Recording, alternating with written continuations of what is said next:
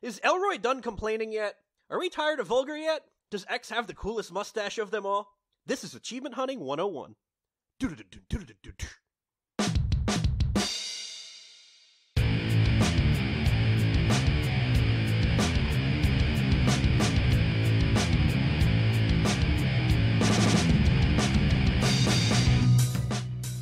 Hello, and welcome to Achievement Hunting 101, a show that's all about sprinkles, lollipops, and rainbows, and Chivos. It's the feel-good show of podcasts there is. Joining me today is no other than Vulgar. Welcome back, man. You took a week off. No, I was there. I was there the whole time. They just muted me. Wow, man, you're just going for some kind of record here or something. And speaking of records, Exe, what's up, Exe? What's my record? I don't know, you're just breaking records, man. I mean, you're just big time. Oh, is it that I'm not the noob anymore? Are we gonna haze Vulgar for 25 minutes like you did with me? Yeah, man, I don't know. We'll see what happens. I feel like we already kind of, gave him a little taste of that as we, just didn't acknowledge his presence last time. So, yeah, so this is your first time recording as official staff with the nice color-coded. Has it been going to your head at all? Yeah. I went out and I bought a Corvette and vanity plates. Yeah, vanity plates. Is your tag staffer, D-host? Everyone's like, oh, here comes the host. Yeah. Fur coats. But no, seriously, in all honesty, I don't think any of this will go to my head. Before you guys invited me to staff, I was vain and pompous. So really, none of this is going to change me at all. Quite vulgar, you might say. Heck yeah, brother. Just a side question. Have either of y'all ever had vanity plates? No, but I've thought about getting some because here in Nebraska, we can get Cornhusker plates. And I've thought about getting those because of GBR. Oh, man. I know X has been debating getting the Pennsylvania tag that says 1MILGS. I've mulled over a vanity plate, honestly. Believe it or not, in Pennsylvania, EXE is available. Oh, wow. And I'm like, I could get, just X. Like, I could do that. But then every single one of my students would know who I am. Oh, well, yeah, and also you're opening yourself up for a joke at the mechanics when, car.exe isn't working. But that would be okay. I'd be okay with that. Well, I actually had some. Once upon a time, Rhino King? Can I just call it? Is it Rhino King? My wife had one and I had one. I don't know, we must have gone through a phase or something. And so, my wife got Rhino QT because that's her moniker. As like I'm ElroyOMJ, and hers is Rhino QT. When she's using it like in an email or whatever, it's spelled out, but you run out of letters, so you use the letters QT. And it was actually kind of funny because our neighbor asked us if she worked for Rhinocort. It's like a nasal drug of some sort, and because QT, the abbreviation for quart, like the unit of measurement, like gallon, quarts, ounces, quarts. So, yeah, so she thought that she worked for Rhinocort, and I don't know, it was kind of funny to us. And then mine was actually Move Zig, and I don't know if anybody all besides your L. Yeah, there you go. There you go. I knew L would get it, but I was like the Move Zig part, and because you got to move Zig, for great justice. And so I had Move Zig, the Tennessee plate Move Zig, and I got one compliment on it once when I was at a gas station. But that's other than that, I don't think anybody knew what the hell it was. So anyway, there you go. There's your random fact for today. That's from the classic Genesis shooter Zero Wing, by the way. There you go, for sure. And I may or may not be able to dig it up and put a picture in the Discord just out of context before this comes out. That's there you the go. best way to do things. So Well, today we were going to start things off a little different. We've decided to forego the "What have you been playing?" segment. Not that there's anything wrong with it. We just figured we'd keep things a little fresh, so we decided to repackage it in a format that you will completely not recognize as a repackaged version of "What have you been playing?" So we give you today the good, the bad, and the grindy. And so we're just going to tell what from our week falls into those three categories. So, X, this is exciting. We're trying something new. Whew. If anyone's worried, it's really not. It'll be okay. It'll be okay. It's gonna be okay. It's gonna be okay. We're following the format. It's gonna be okay. Yeah, so we have no idea. New packaging, same great taste. There you go. Oh, there you go. we have no idea which one he's going to go with first. So this is just, we're on the edge of our seat. Is he going to go with the good? Or is he going to go bad, grindy? I mean, I don't know. It's a 33% chance with either one of those. I'm going to start with the bad. Number 3. Oh, we're doing it like that. Number 3. The bad. Sorry. I don't have a specific bad for this past week, but if you're in the Discord, you know that I just bought an SSD this week, and the short version is that the bad is now anything not installed on my SSD, because holy crap, what a world of difference that thing makes. Oh yeah, like in a computer for sure. Yeah, the old whirly hard drives, man, that's like caveman stuff now. Yeah, well, I mean, like I benchmarked, I guess, for lack of a better term, Assassin's Creed Odyssey. My loading screens were taking like 35-40 seconds, and now I can fast travel from one end of Greece to the other in about 8 or 9 seconds. It's incredible. It's like the average estimate is 80 to 100 hours. I'm about to clear the base game in 60, and I largely attribute that to the SSD not having to stare at loading screens. Well, that adds up. I mean, how much time are you saving each load screen there? Oh, it's significant. So that's short, sweet, and to the point. That is my bad, is any game that's not on my SSD. And that really gets me hyped for next gen, too. But that's a conversation for later. The real test is how it does with Red Dead Redemption 2 or GTA 5, because those games have what I'd like to call introspective loading screens.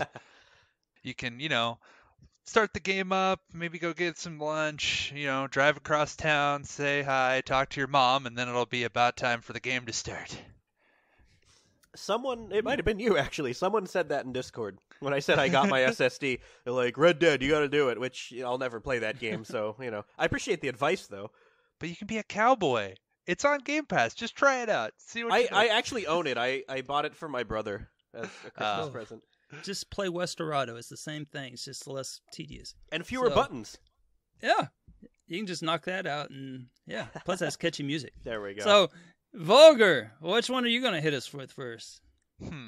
Let's go with the grindy. Oh, I got to give it some gusto here, man. Yeah. So I just decided to pick games from my past because y'all haven't heard me talk in my dulcet tones, and I just played a lot of games. So I just wanted to pick the grindiest game I knew, which was Friday the 13th, the video game. Not the one for the NES, mind you, but the one for the Xbox One, which requires you to play, at a minimum, 2,000 matches of Friday the 13th, the video game. Now, Friday the 1300th time, is that what we're hearing here? Friday the 1300th, maybe? Yeah, no, you actually have to get 13 counselor kills with Jason. Oh. It is a cool game. I am a fan of the series. I legitimately bought it before it was Games with Gold. And you can play all the different Jasons. It's very likely that you have it. But if you do want to go down this road, be prepared for a lot of time. It'll take you forever.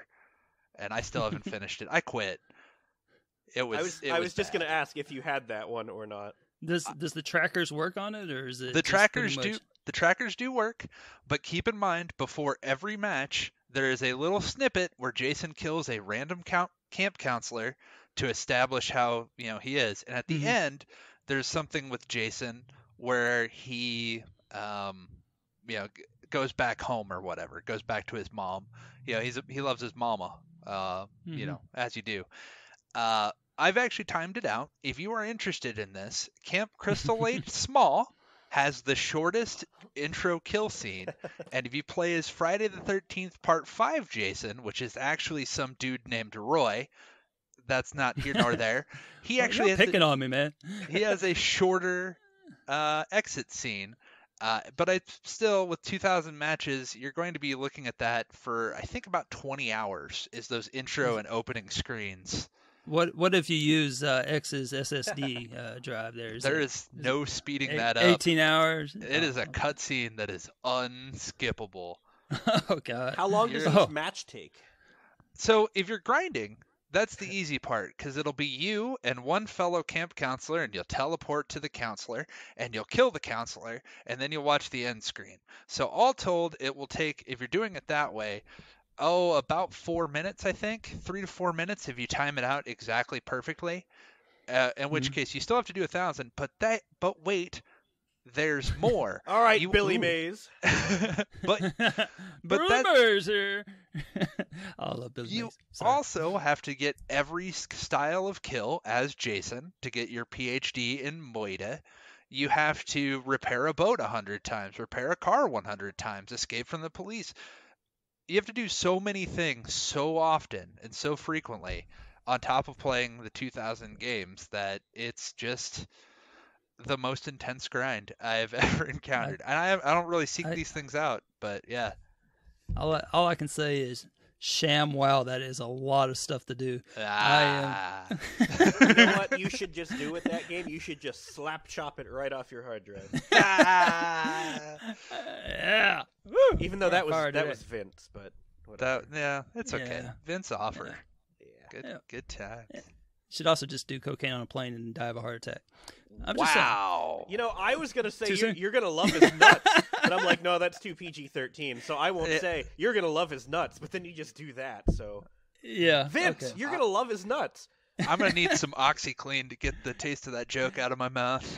Yeah, it's more just informational, but anyway. I can think of some high-ranking figures who have told you to put OxyClean in your mouth recently, but. Hey. Okay, so I am going with. I gotta go with the good, and not just because y'all went the opposite direction with the bad and the grindy. I'm going with the good because I am in good spirits today. I feel like a new man. I am unshackled. I have the chains have come off, so to speak. I have completed the gauntlet. It is now over. I will describe it in much more detail to come. But just know that I'm back, baby. I'm back. Back doing what I am supposed to do, which is just score, baby. Gamer score galore. I am back because I have no challenge from a hypothetical woodland creature in the north. I have no... That was Kush Moose, in case you wondered. And I have no ratio that I have to keep up.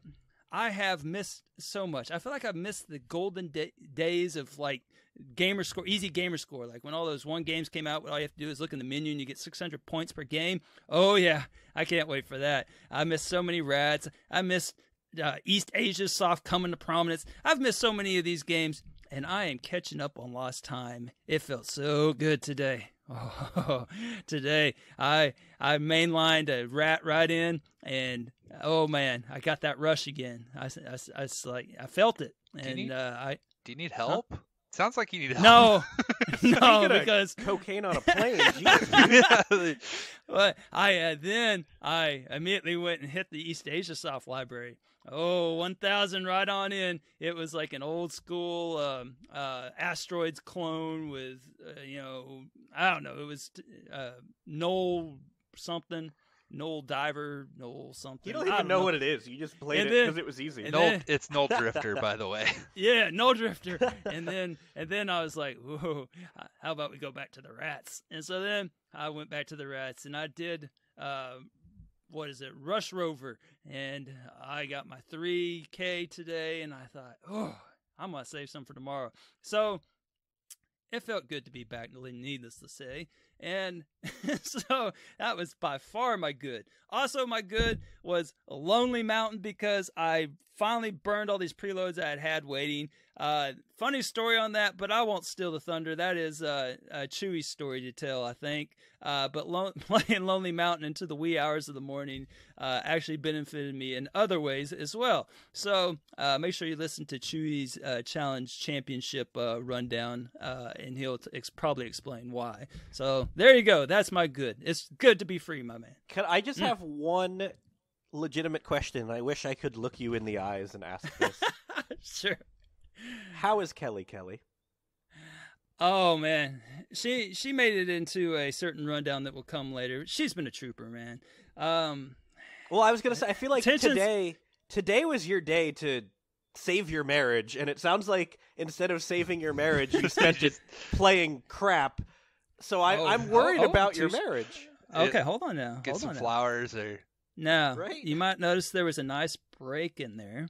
I mean, if you were following the feed, you noticed it wasn't just like bam, bam, bam. There was this bam, bam, and then a little bit of, and then bam. Because I did go and I went and picked up our taxes and brought them home, something that's been needing to be done. I also scrubbed the litter box because we have a cat that's deciding to pee on things now. And so, who briefly became an outside cat for about 30 minutes on Sunday, I believe it was. But you know, it distressed the other cat, so we let him back in, and we're trying to inside litter box for a little while, but obviously you can't have a litter box that smells, so I cleaned it up, you know, very thorough, deep cleaning, so it's spotless now, and or at least for a little while. And then lastly, you might notice we were a little late to start recording today, right? Yeah. That is because there is a fresh homemade lasagna in the oven that I had just completed making for tonight's supper. So there you go. Bada bing, bada boom. What are the lasagna shells made out of? The lasagna shells are made out of spaghetti squash and also threw a chopped zucchini in there. I would expect nothing less from you. So did you go with the cottage cheese, or are you more of a bechamel kind of man? What about ricotta? Cottage cheese. Ricotta. Cottage cheese.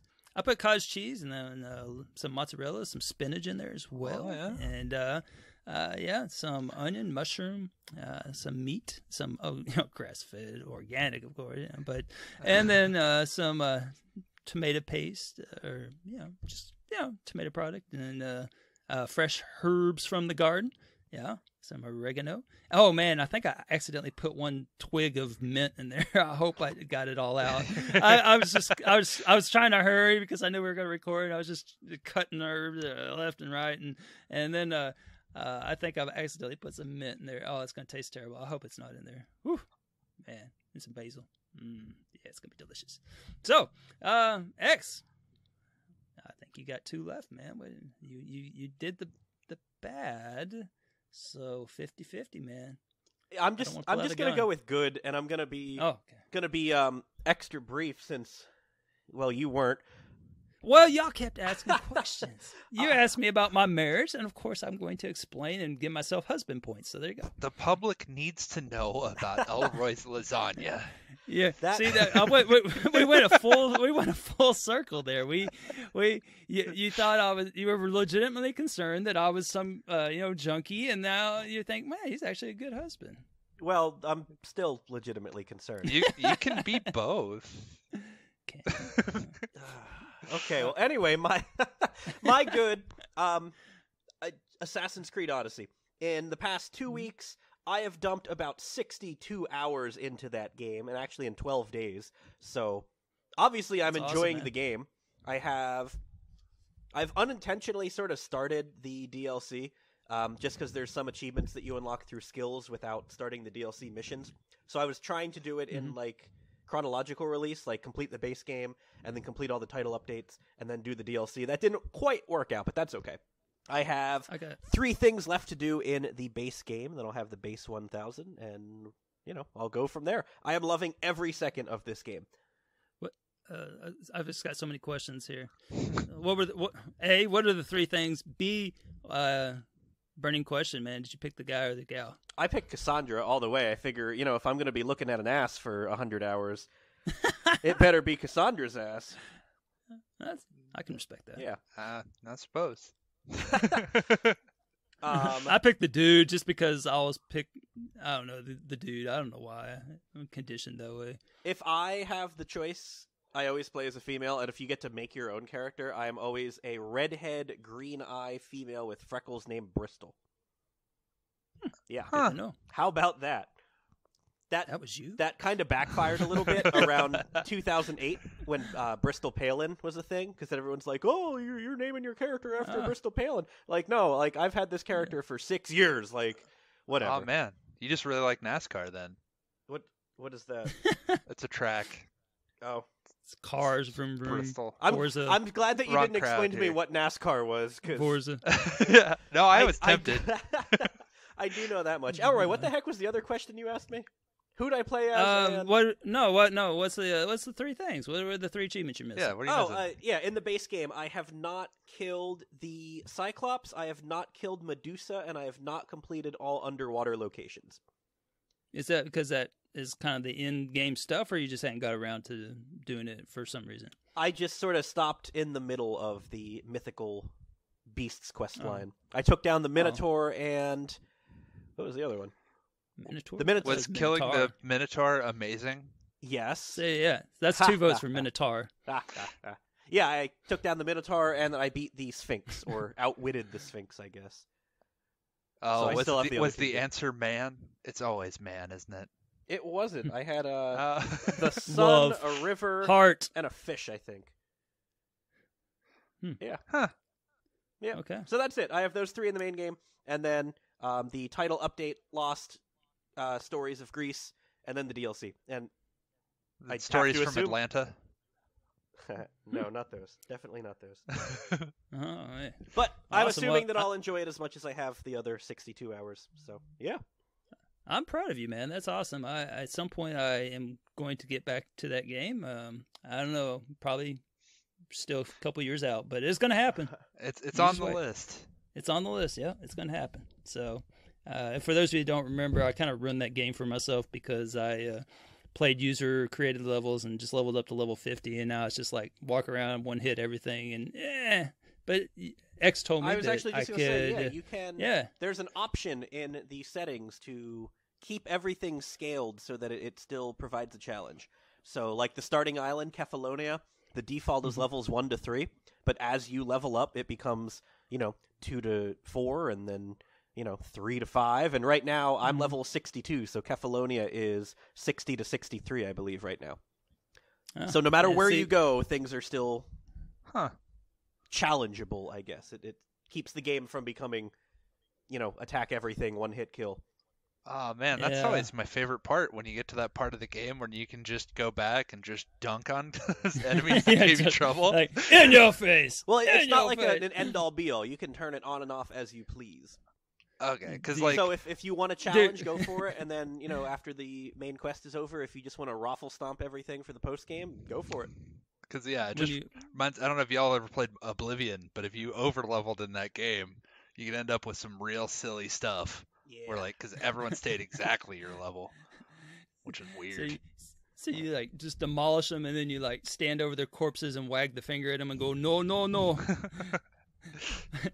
Not in my Tombo's house. Okay. Okay, so, Vulgar. Good or bad? Oh, that was definitely bad. So speaking of lasagna and the preparation and cooking thereof, the good game that I picked that I would highly recommend people play is Cook, Serve, Delicious 2. That was an A+ segue. Yeah, it was. I'm working on it. I gotta get my segue. Not Sailgway, Chip. It's never Sailgway. Worn. Anyway, so Cook, Serve, Delicious 2. You play as a chef who is a one-man operation of a restaurant, and you get to basically pick the different dishes that you're going to make, and then you basically run from open at breakfast all the way through, and you cook the dishes, which is a series of button presses depending on what you're playing. So really the game is kind of stressful, but there's a kind of zen that comes with doing the stress. So For example, if lasagna is in the game, and to assemble it, you have to put the lasagna together by hitting button presses a specific way and cooking it and getting the people exactly how they want it. Otherwise, they will hate you. And your big goal is to get as many perfect orders as possible and chain it together. And it's fun. I love it. All right, so a couple questions here. Sure. So how similar is this to Overcooked? Not at all. Not at all. So, from what I've seen, yeah. No. I've never seen it. So the theme, I guess, is the same, but basically you'll just see a menu. So it'll say like 1, 2, 3, 4, 5, and that's how many people that can have orders going at the same time. And then you'll basically just click through the order and basically make their food and go on to the next thing. And also, when I said you're a one-man operation, I mean it. Like, you'll have to go unclog the toilets and like go take out the trash and do dishes. Like, you have no support staff. And yeah, you just make money. And it's a game that I haven't gotten all the achievements in. I doubt I ever will. It's pretty difficult, but it's rewarding once you get the kind of flow of gameplay going. So, okay. Second question was, now, did they take a page of the Daisy playbook? So if you're making this food, so for example, if you're making lasagna in the traditional sense and you use, crappy prepackaged noodles, do you have a box in your inventory and so then you have to actually open the box, or does it understood that the box becomes open and lasagna noodles are in there? No, so thankfully it did all the mise en place for you, and so you have all the ingredients all made. But there is times when you have to actually pay attention because there's variations on the same dish. So someone might order a vegetarian lasagna, and so you have to put in the right sauce, like veggie layer in there instead of meat. Otherwise, people get upset with you. And on some of the dishes, that's all of the complication with it, is that, say you have a salad, you have to put in all the different toppings for the salad. So some really trivial dishes become way more complicated than you ever thought they would be. Yeah, I would try it out. I think last time I saw it, it was like I paid full price, which is I think $15, because I loved the first one. I played it on Steam, but yeah. Is it Game Pass? No, it is not Game Pass. It should be. Oof. Okay. I can't guarantee that everyone would love it. It's a kind of an acquired taste, I would say, but if it piques your interest, if you like kind of managing stress and keeping like I've described it as like keeping plates spinning. If that's the kind of thing that interests you, like, take a look at it, give it a shot. Who doesn't like to be stressed out while playing a leisure activity? Yeah, some people really do. I do. All right. Well, I'm just gonna keep on rolling. I did the good. Now it's time for the bad. So much like the good, unfortunately, there's a bad. So gtasc is over and I lost. There you go. I said it. Yep. You got fifth place, man. Out of how many people? I know. 2,000-ish. So, yeah, I'll go more into that. But I was sad to see it end in the sense that whenever you pour so much time into something like this, it's kind of bittersweet when it ends. But I'm actually really happy it's over. So, but it did kind of make me take a step back and be like, oh, I guess it's over now. So it's official.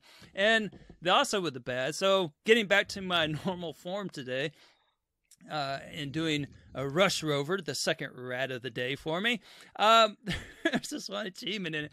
So it's always bad when, it's always kind of intimidating when you're watching a Bill's Achievement Land video and he's like, this one took 20 minutes there. This one took 15 minutes. And you're like, you're thinking, did it though? And so then you get to the game.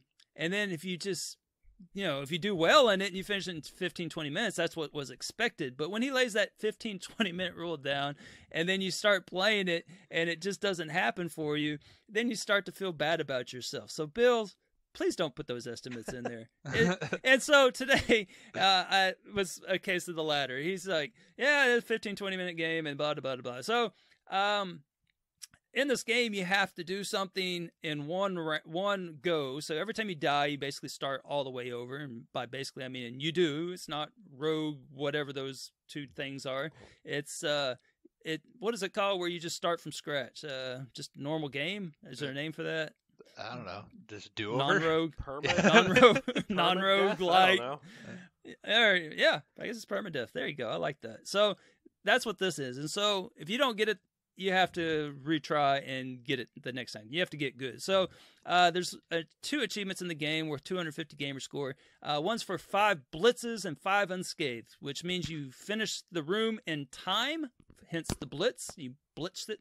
You blitz through it, and 5 times unscathed means you don't get hit. So it doesn't have to be the combination of the 2 together, just total. So, oof. My goodness. I think the rules of the game were working against me. I couldn't understand how to get better weapons and what have you, but I don't know if anybody else there had this problem, but it took me a while to get those. I finally got them. I was going to feel so bad if I came limping in here and say, yeah, I couldn't do it, because it only has like a 1.14 ratio or something like that. And if you've been watching my ratio lately, I've been doing so much more difficult stuff, and I couldn't get this stupid Rush Rover game to 5 levels. I mean, it was just stupid that I couldn't do it. So anyway, I finally did it, but I don't know what my completion time was. But Bills, you made me feel bad about myself today. See, I thought you were going to go the other route with Rush Rover, because when I've talked to people, and my biggest problem was the dodge mini game, where you have to dodge like however many bullets and last for 40 seconds. So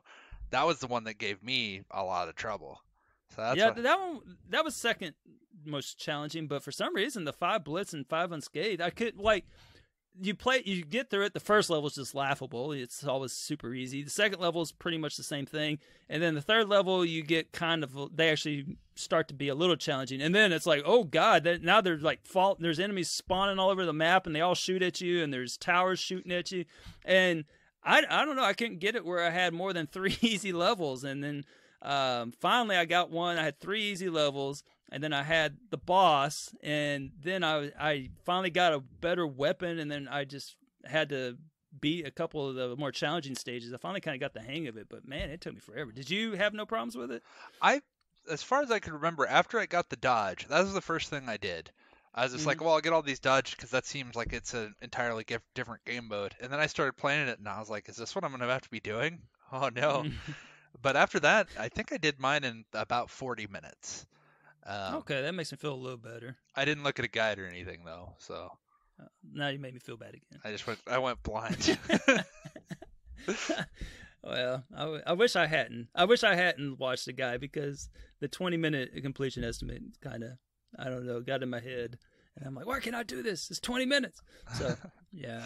So, X, I have a feeling I know what you're going to go with to close us out here. I'm just going to chime in that you guys just talked about rats, and it felt good. I was dead silent because it feels good not knowing what the heck you're talking about. Oh, we're on we completely different wavelengths here. We miss you in the hustle, man. That's okay. I'm gonna be the new Rat King. Oh man! Ooh, that's vulgar. That's fighting words. That's fighting words. All it. right, so my grindy is Scribblenauts Unleashed in the Scribblenauts Mega Pack. Kelsey and that game's are awesome. Oh, the game is fantastic, 100%. Highly recommended. You've actually played it, Vulgar. I was going to pitch it over to you. Kelsey and I are going through the shard, not shart, the shard. Man, you anticipated my next question. I called it the shard tasks. Yes. Where there's 217. I don't want to call them missions, like challenges. To honeydews, they're mini like puzzles. Yeah. Yeah, there's not really a good word for it. Mini puzzle works, task, challenge, whatever. Basically, it's just easier to give an example. So the one that I'm looking at, it's called Here Kitty Kitty. Oh, here kitty kitty. And it'll say like, and your clue is, scary beasts aren't scary. You're like, what? So what do you have to do? You have to make a lion, and then you have to make a lion tamer. Yep. Oh. Things like that. Some of them are really easy. Like it'll be called Living Gingerbread Man, and then the clue will be like, what if he was alive? Well, okay, I have to make a gingerbread man and then add the adjective living, and that one's easy. Some of them are like really obscure. Like it's easy to see, and you have to make Don Quixote in a windmill. Like what? Yep. Yeah. It's very makes specific. Me think of the Geico commercial with the sloth, and he's drawing a tandem bicycle, and it's like a stick. Y'all seen that one? Nah, that's what it reminded me of. I don't have cable.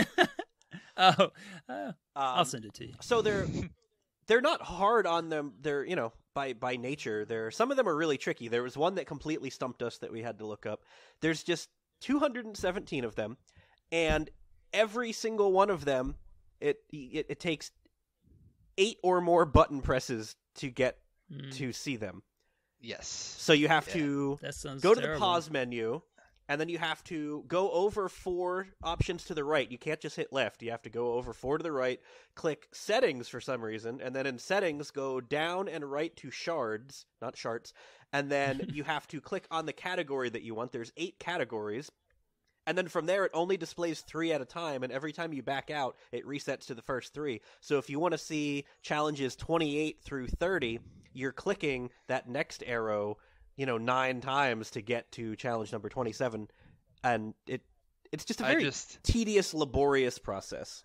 I just went to, I think I went online, and I just found, a whole list without solutions. I did a first pass-through, because I like playing the game.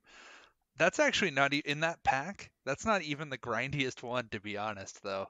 So, sorry. Oh, yeah, there's the superhero part. The Green Lanterns. Summoning all the Green Lanterns is the worst. Oh, I did that one, actually. That only took me about 5-10 minutes. Oh, I went through individually because I'm a dork and I wanted to see them all. Yeah, that would take a while. But anyway, that's my grindy. 217 little missions with 8 at a minimum, closer to probably 15 button presses between. And the challenges are fun. It's just a pain in the butt to get to them. Yeah, like I said, I would just print off. That's what I did, because it's that is the most obtuse in a game that I love, the most obtuse menuing that I've ever seen. Yeah, it really is very inconvenient. I actually didn't even know it was a thing until we finished all the levels almost. We beat the main quest. We're like, how are we missing so many stars? Because it really is. It's buried in the options so deep, and it's not really advertised anywhere. Yeah, you might see them if you depending on how you want to solve the puzzle. You might have accidentally unlocked a couple, but yeah. I think after beating the main story, and we did accidentally unlock a couple. I think we had 12 out of 217 that we just naturally stumbled on without realizing it. Yeah, it's cool. It's a great game. Yeah, it is. The game itself is awesome. Just very grindy if you want to do all the achievements. And it's $40. Well, I got it on sale, and it's... I think I paid $20 for it, and we have had way more than $20 worth of fun.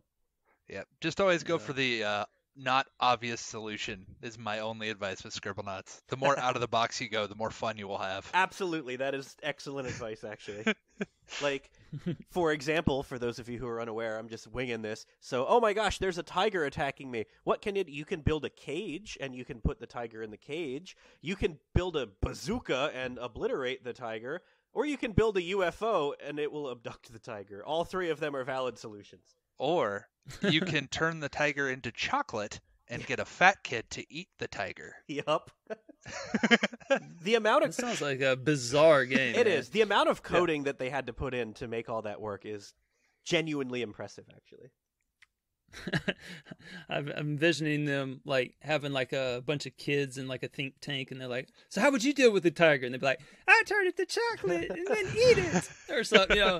I'm just trying to think of where they derived that from. You could probably feed the tiger a bunch of camels or something, and then you would have... Oh, I thought you were gonna say children. Mama's got some treats for you. Oh, here, kitty, kitty. No, my gosh. Yeah. And then you would have overweight, sleepy tiger, and then the guy could get away. Okay. Yeah, and then when they have the superheroes into the mix, that's when I have a lot of fun, because you'll have people that run up and just I want to see a superhero, and my goal was to never answer that with an obvious solution. I was like, yeah, well, you're gonna love Matter Eater Lad. Here he is. Here's Arm Fall Off Boy. Go nuts. Nice. All right. Well, Vulgar, I'll just pass it on to you. Oh, since I was already talking, but go do your job, Elroy. Pass it along. All right.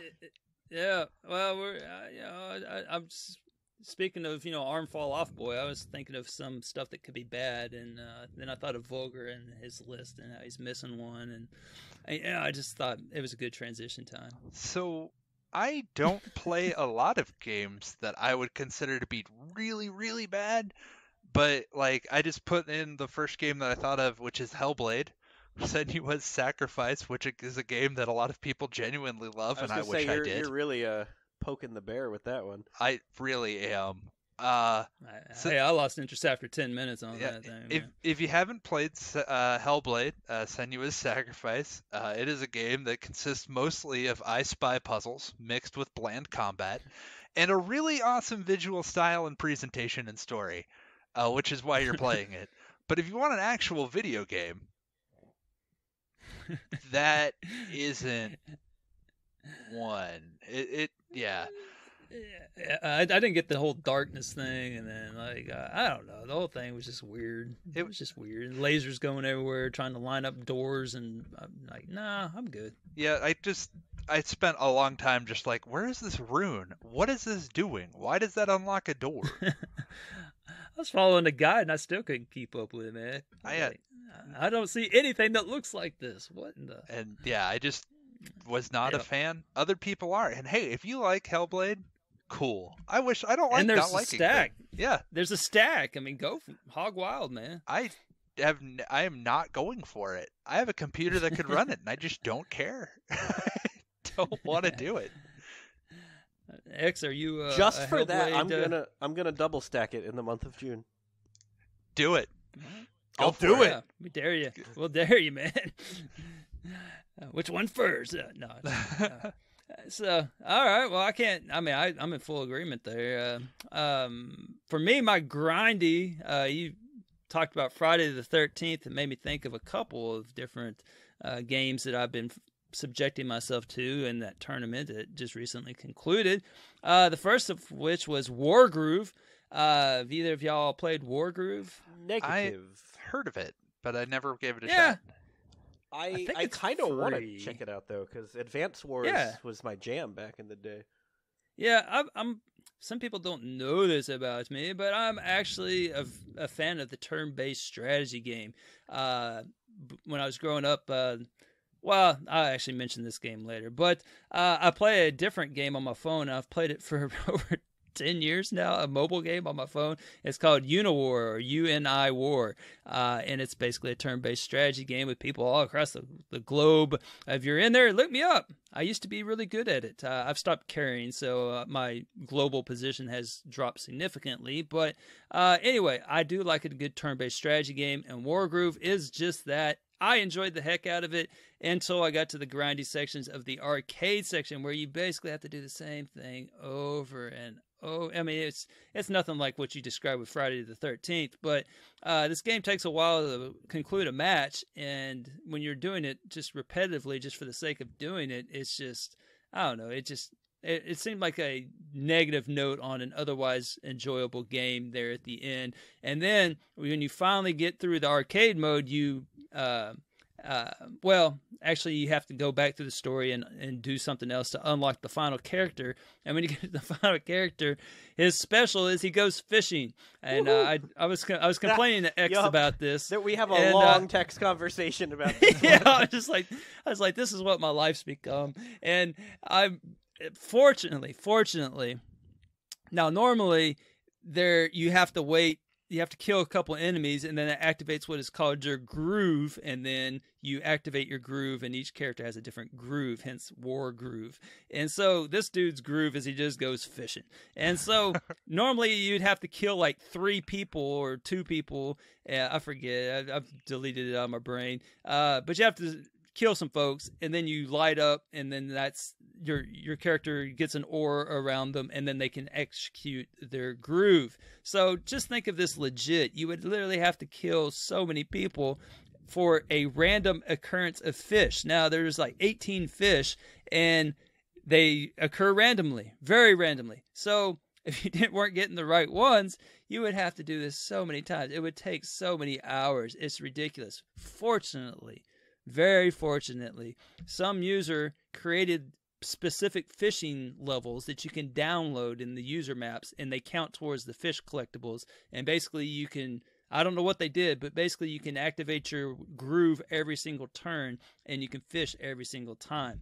And even with that, finally I just set up the Cronus, and I'm like, the hell with this. And so I don't know how long it took. It took about like how many turns. I left when it was on turn 40, and it still hadn't found these 2 fish. And I was at the vet's with the cat that was peeing everywhere, just making sure it was, not, ruling out medical, so we know if he's just a jerk. And it occurred about 50 minutes into my vet visit, so I have no idea what turn it was on when he finally caught this fish, and it was awful. So there you go. And then the other one was a Bomberman, Super Bomberman, but I think everyone knows about that one by now. The 1 million blocks, 1 million bombs. I finally got the bombs rolling with a Cronus, and I'm like, yeah, I got this. I'll just let it run. And then I did the math. I timed it and see how many it was doing per minute, and I extrapolated it out. And you know what? 1 million takes a long time, man. It takes a long time. And of anything, I don't know. It just takes a long time. I had it going as fast as you could, and I was like, okay, how long is this going to take? And I did the math. It was 43 hours. I'm like, okay, I guess I'm not doing this after all. So I aborted that pretty quick. So there you go. That's got to be the king of the grindy, man. I don't know, though. Friday the 13th sounds pretty unpleasant, too. So with those fish, do you get any special powers with the fish, or are they just They're fish? just there. They're just there, man. There's no reason why those fish exist in the game, and literally you do nothing with them. You just have them. It's just a collectible. It's just, he goes fishing. And I can't imagine if you didn't know about those stages. I can't imagine how long it would take, because I mean, it was just insane. And like, there's different climate zones that have different fish in it. And so, I mean, it was insane. Like, if you actually had to do that legit, I don't know. I wouldn't have done it for sure. He had to activate all of his violence, kill 3 people, and go fishing. That's yeah, that's messed up. I hadn't thought of it like that, but yeah, I gotta get out. I feel a little guilty. Let's go fish and clear the mind. Oh, and then it's time to kill. Like in an active battlefield too. He's just like, hold on. Yeah. I got some halibut. I gotta go get. Yeah. I mean, it's pretty. Yeah, it's as ridiculous as it sounds, man. I don't know, man. That fishing thing, man, it wore me out. So anyway, there you go. That was the good, the bad, and the grindy. I don't know how that went. It sounded completely different, though. I mean, yeah, it had nothing to do with what we've been playing. I felt like it had the same great taste, with less of the calories. Yeah, It might have had more of the calories. We've been doing this for like 42 minutes now. Yeah. Well, yeah. I'm always happy to talk about my lasagna. So, for my random podcast discussion topic for the day is, I recently played Minecraft Dungeons. I think they've probably talked about it on the podcast before, so if you haven't heard, it's in Game Pass. It has something to do with Minecraft, and it is basically a Diablo ripoff, dungeon crawler, but in doing so, it jumps genres, so Minecraft molds itself well to different genres. It had the Telltale, and it has this, and it has the original game. I guess that's all the genres it's in, so never mind. So it still has some untapped potential. But I saw the question. I don't know where this question came from. Maybe Vulgar. Came from me, actually. Oh, did you? Yeah. Okay, so you wrote the question. This was really got me thinking. It says, if you could keep the story and characters of any game the same but completely change the genre, what game would it be, and what genre would you change it to? So that got me thinking, which video game originated franchises, stuff that originated with a video game, have the character pool to do this? So I specifically said video game or originated, so that someone on the panel would not go to DC Universe or Marvel. Not to point any fingers at anybody that's been here for 5 weeks, but if you're to choose a franchise, there's several that I thought of, but they're too one-sided. And what I mean by that is that in order to do a game like this correctly, you need both the protagonist and the antagonist to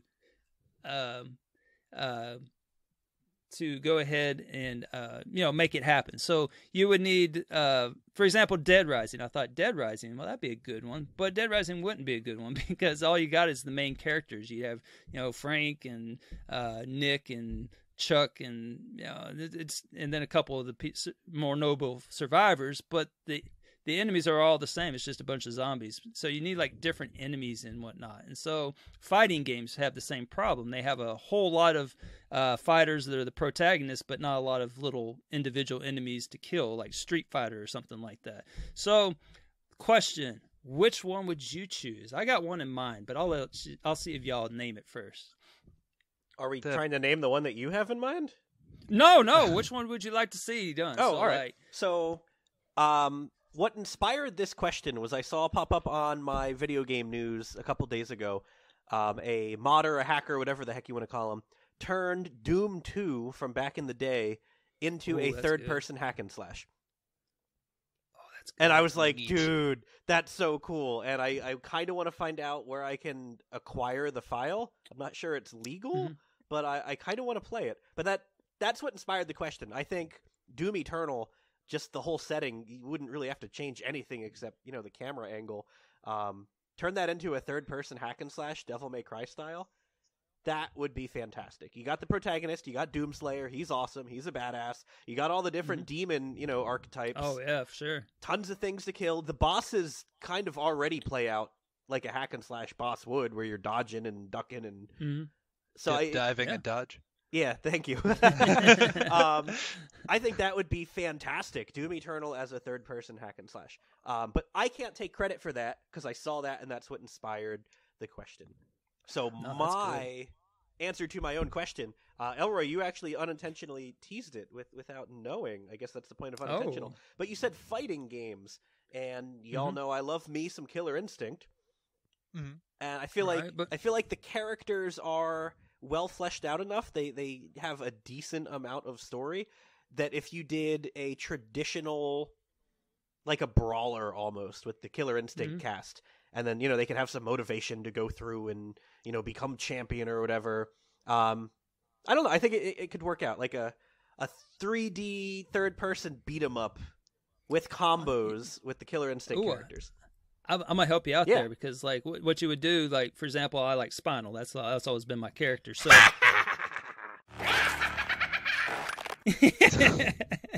so if you had a Spinal stage where that's like the boss, obviously you're going to beat up Spinal at the end, but all the minions would be like undead things, like little minor skeletons or undead animals of sorts, like skeleton things, and so throw bones at you and whatnot. So I could see where you're talking about there. There's plenty of characters that would have thematic, like Cinder. You'd have like a fire stage, and so you'd have all the fire, typical fire enemies, and at the end you attack, Cinder kind of a thing. So yeah, that's kind of cool idea. I like that. It wouldn't be, it wouldn't win Story of the Year, but no one would play the game for Story of the Year. If probably neither of you guys played Tekken 6, had the story mode. Yeah, we got to beat 'em up there. Yeah, basically. That's what I'm thinking. Like Killer Instinct with that. You keep your combos, you keep your combo breakers, but just a 3D beat 'em up. And obviously, Kim Woo is the way to go because she has a freaking dragon. You know how it's going to end. I always like TJ Combo because of all of the characters in Tekken, he's just a boxer. And I love those. He's the striker of the Killer Instinct universe. Is he in Tekken for real? He's in both? No, TJ Combo's just in KI. But you said Tekken, but I knew what you meant. Sorry. Okay, I thought of all those. I was like, of all the characters they carried over to that game, that's the one they chose. Tekken has a dude named Steve, though. He's a boxer. He's cool. I always play I also play Striker in Mortal Kombat 3 because he's just a dude with a backwards hat. What more do you want? I never actually thought of it like that. You're totally right, though. We got, like, the demon princess, the killer robot, the guy on fire, the ancient golem, the zombie girl, the boxer. Yeah, just a boxer, man. He's doing his job, trying to make ends meet. Nice. Yeah, he's got to go in that title, and he's got to beat up a giant robot to do it. Yeah. Come a long way since Rocky. There you go. I must break you. So, Vulgar, do you have a good franchise in mind? Yeah, no, I think you could do a lot with it, because like you said, Dead Rising, and the variation and things, and that got me thinking you could do like a 2D like platformer style game where the different zombies are an enemy type that have different moves and different attack patterns. Okay. But the thing that came to my mind immediately was Final Fantasy VII. I am not a fan of turn-based Japanese RPGs, but man, if they could turn that and I could use Cloud's ridiculous sword in like a third-person character action game, that would be pretty dope. Didn't they do that? They did it with Vincent. That was Yes, Dirge of thank you. Cerberus, Yes, yep, which exactly is the what I'm only thinking. Final Fantasy game that I ever actually completed. No, wait, they had... That's the one I was thinking of. They did one with Zack, too, on PSP or maybe Vita. I never had a PSP or a Vita. I never did either. I never played it, but I'm pretty sure it's a third-person action playing Zack's side of the story, and he has the same big sword. What's that? Advent Rising? Advent Calendar? Advent Calendar. Has to be Advent Calendar. Advent That's it. Calendar. I'm going to look this up while you guys ramble. I'm on my phone. I'm doing that bad All right. podcaster thing. But Okay. But yeah, no, like you could do. I think you could make a lot of those things work. Like Mortal Kombat was already a beat 'em up. That was a fighting game that had a beat 'em up in it. Shaolin Monks, which is awesome. I would love that. Yeah, Okay. I'm a big fan. Anytime they come up with things that are just like it's like this but different, I'm like, oh, I think I might like that. Please give me Crisis some- Core. Crisis Core, by the way. There's Advent Children was the Final Fantasy thing that I was thinking I don't of. know. I don't was a know any of these movie. games. I've never played a Final Fantasy game in my life, ever. You're missing out. Nope. I guess so. Yeah, Crisis Core. It's basically you're playing as Cloud because same character. Spoilers, kind of. But yeah, third person action. Yeah, the Cloud's legit, man. Store a lot of stuff there. So for me, I was. It's the only Cloud Elroy knows. That's right. So the answer's always Borderlands, man. They got such many characters and enemies and everything. The answer's always Borderlands. Now, granted, I haven't played one in a while, but I think the answer always is Borderlands. Just make it So a there you kart go. racer and Yeah, Borderlands anything, I'm man. surprised they they can don't shoehorn have that. some kind of spin-off. Yeah, you can shoehorn Tales that from the into Borderlands, anything, man. man. Yeah, all kinds of stuff, man. Oh yeah, the bro scene's I the would best, totally honestly. play border carts. Actually, now I really want that to happen. actually, Border yeah, carts. you could do it. Racing along, running over skags, and then, Right, every character has their own ability Yeah. already. That Yep, would translate to I'm telling you. cars. Everything, man. Any genre, you could make Borderlands fit for anything. Upgrade your kart scooters.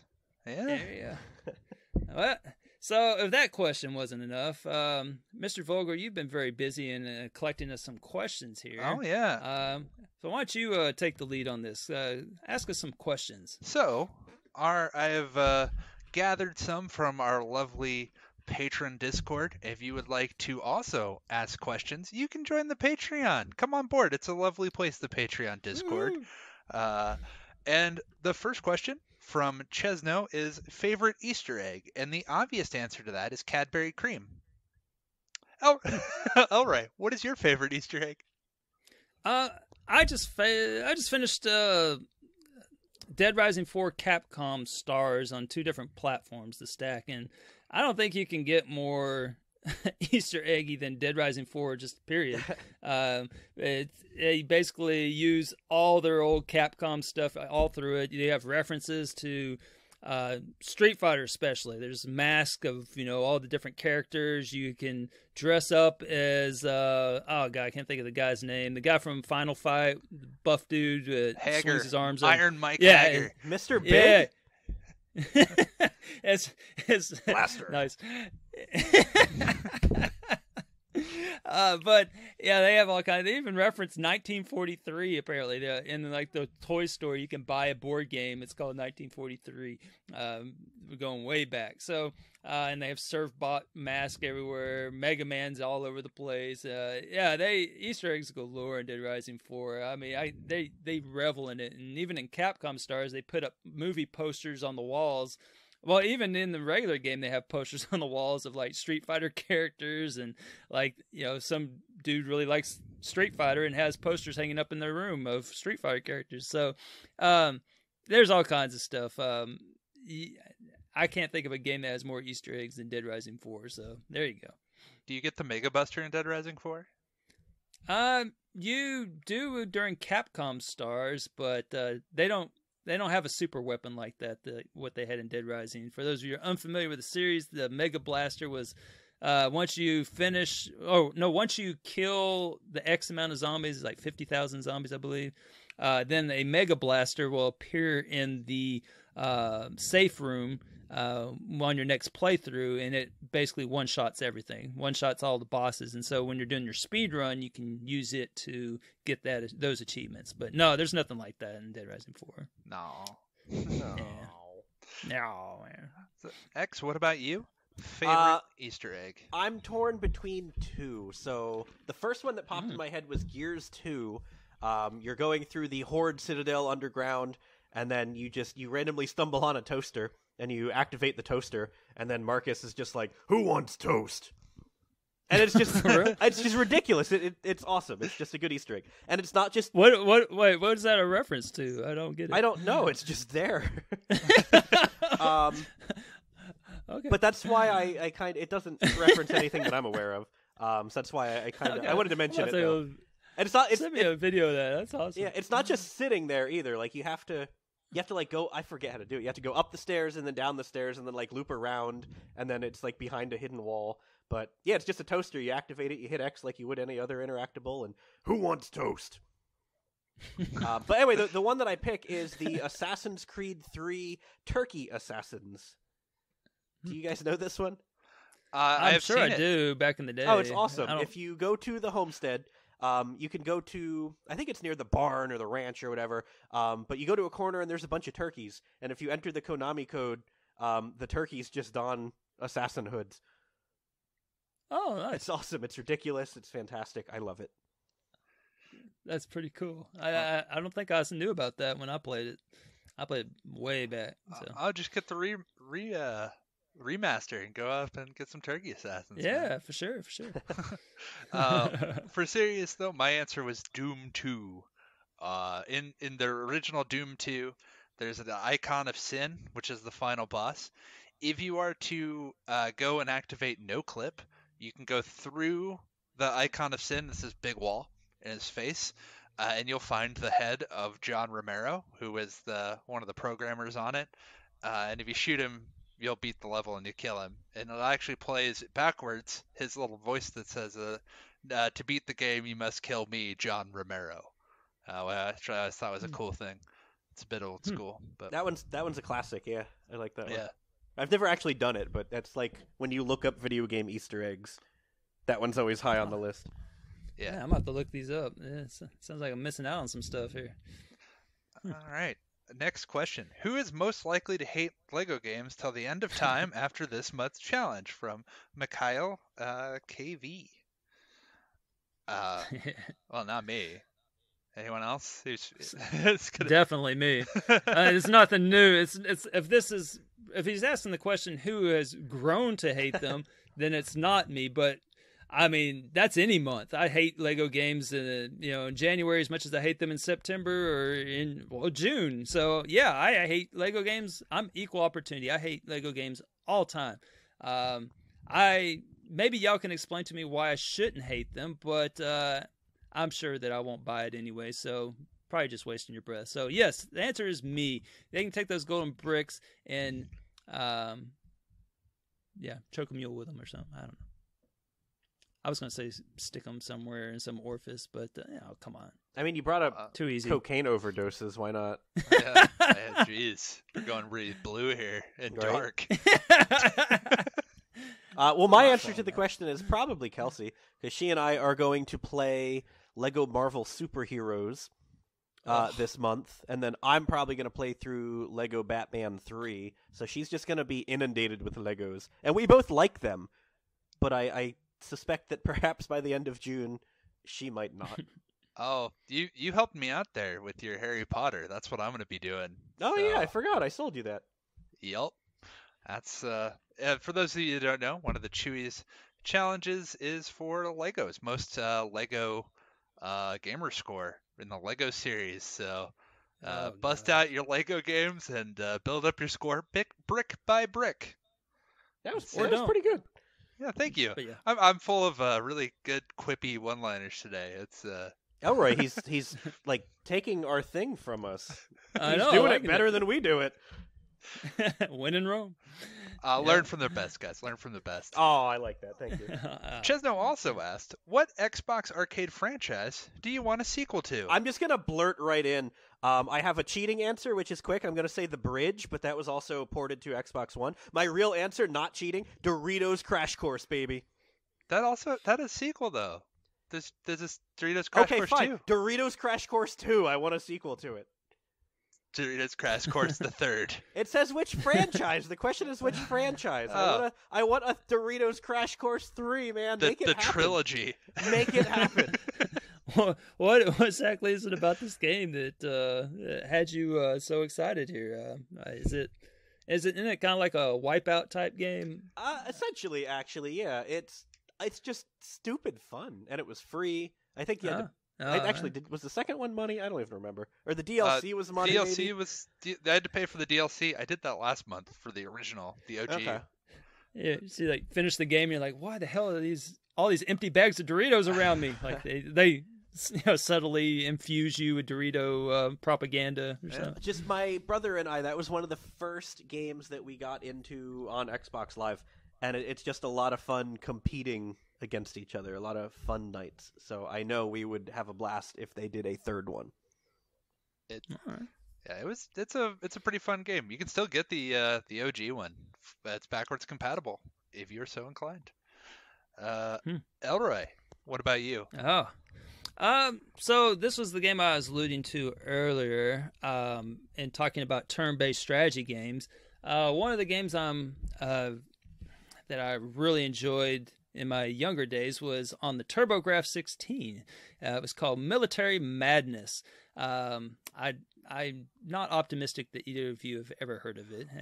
Yeah, maybe. Have you even heard of the TurboGrafx? I have heard of the TurboGrafx. Oh, okay. Yeah, it's most notable that they took a couple of games from there and put them on the Xbox, including Splatterhouse. That's the one that first comes to mind. But yeah, there was one called Military Madness. It was my favorite game on there. I played the heck out of that game. Actually, if you go check out Twin Galaxies, you might see my name under Military Madness. It's one of the games I submitted a score for. And last I checked, I still had first place, but I don't know. But there was a game in the arcade. It's called Military Madness Nectaris. Now, there was also a PlayStation 1 game called Nectaris, and I played that. That was back in my college days. I played, actually had a PlayStation, and I played Nectaris, and I played a lot of it. And so I was excited when I saw that the Xbox Arcade had Military Madness Nectaris, just not excited enough to invest the time that would be needed into it to get the 200 points. But if they were to hypothetically make a sequel to it, which was worth 1,000 gamer score, well, I don't see any reason why I couldn't play that. So, yeah, I'd like to see it. It'd be really easy. I mean, all you have to do is come up with you don't have to reinvent the wheel here. Just more levels and just a new campaign. I mean, it'd be super easy. It's not much to those games. So, yeah, so I say Military Madness Nectaris. I just did that bad podcaster thing again, and you haven't even played this game on 360. I know, it's only worked. It's been sitting on my hard drive on my Xbox for a long time. It's even backwards compatible. I know. It is. It is. And I feel terrible that I have not gone back and played it. I really do, but I just can't do it. Just do it. Don't let your dreams be 200 dreams. gamer score. 200 gamer score. I mean, if it's anything like the other Nectars, it's going to take 40 hours. Why don't you play for fun and not for achievements? I mean... whoa, who they been? It looks like there's a 10 to 12 hour estimate. Oh, 10 to 12. There's also a 20 to 25 hour estimate, but we'll ignore that one. 10 to 12. Outliers.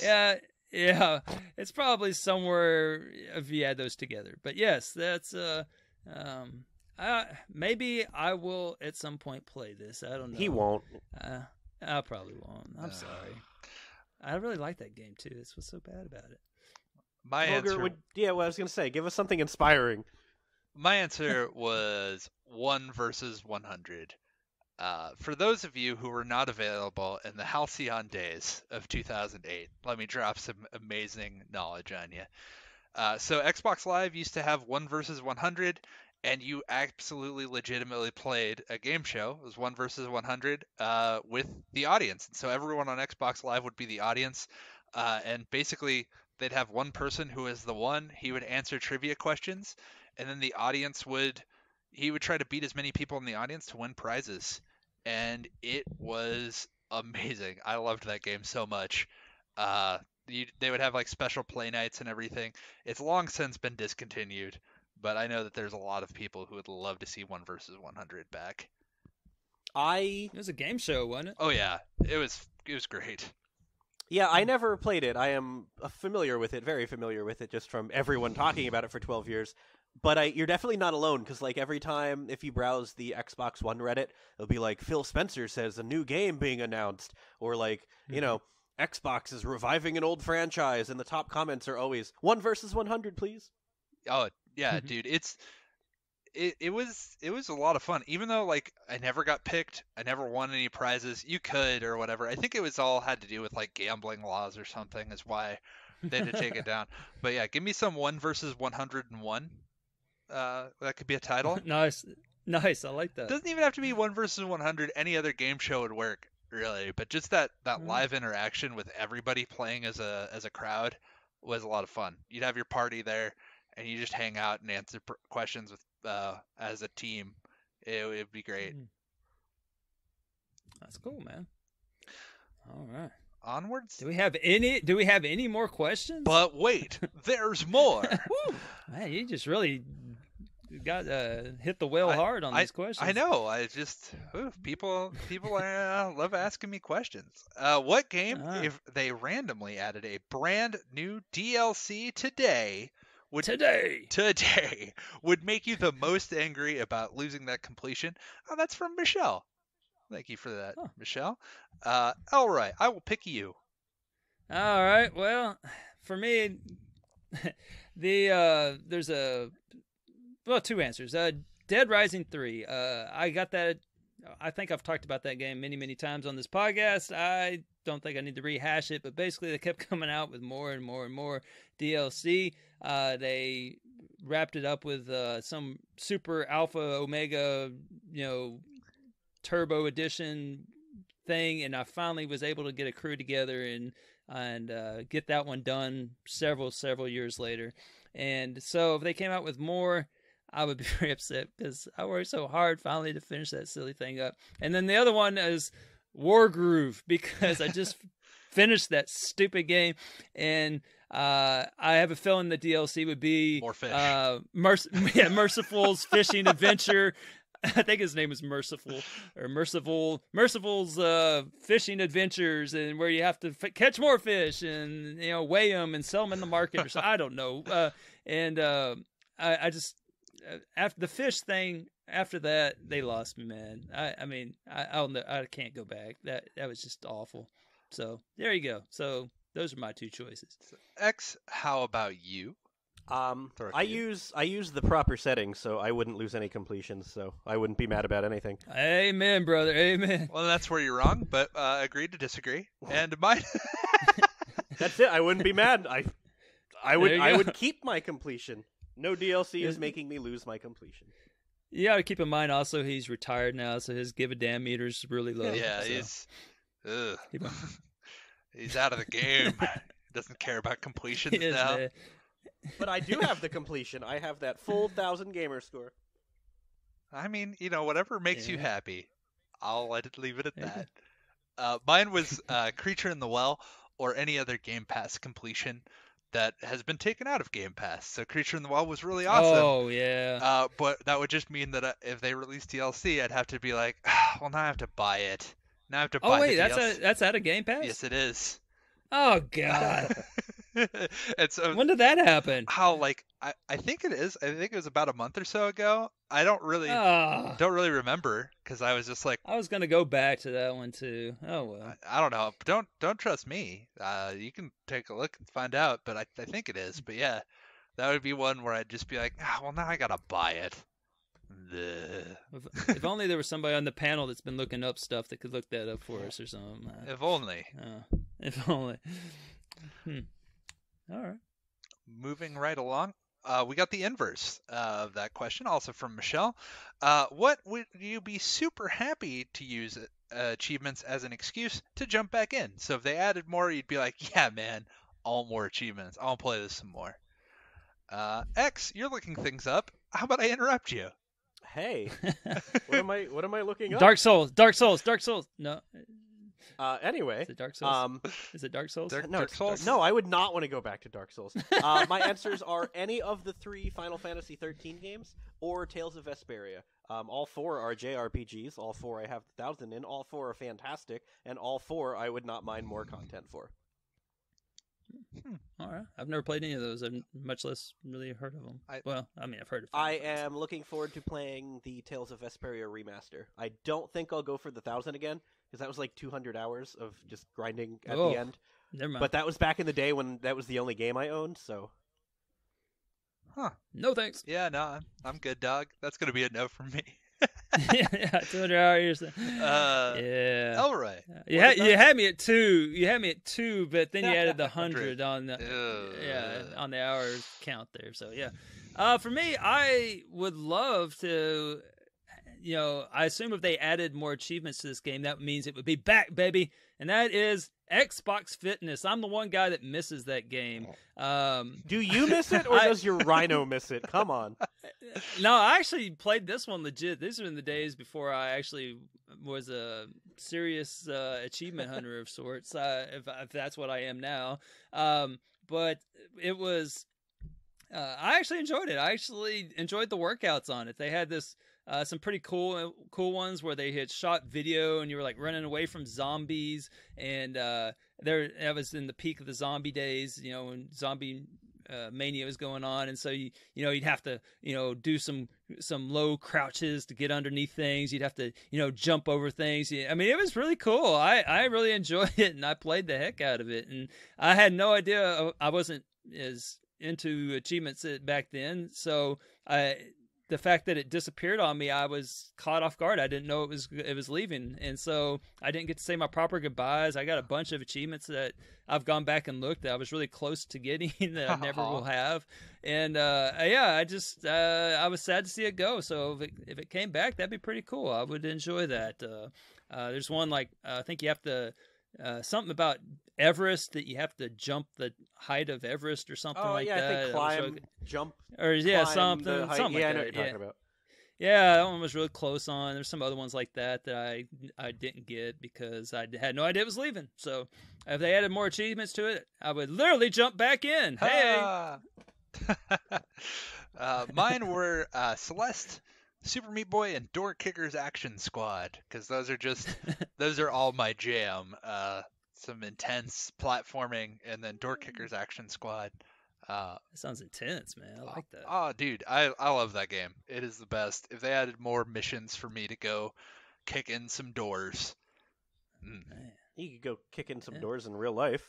I could, but I'm a bit of a weenie boy, so can't do that anymore. It's all in the placement of. Have you ever looked it up, like how to kick in a door? Am I the only person that says that up? You got to kick like right at near the handle, right, to break the. Yeah.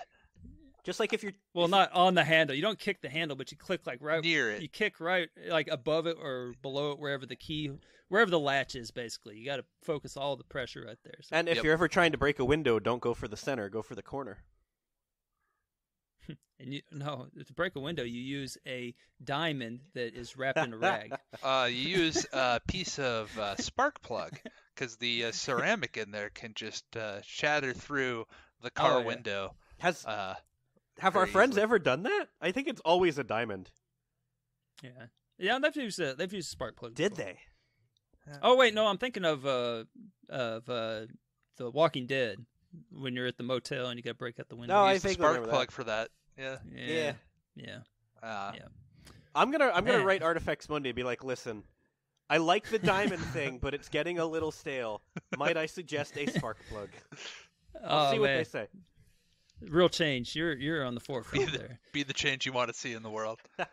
Yeah. If only we had more questions. Speaking of changes, if you had to pick no more achievements from here on out, meaning your gamer score is stuck where it is, or reset your gamer score, and you're unable to repop any of the achievements you've already popped, what would you pick? I would say just freeze it after this week.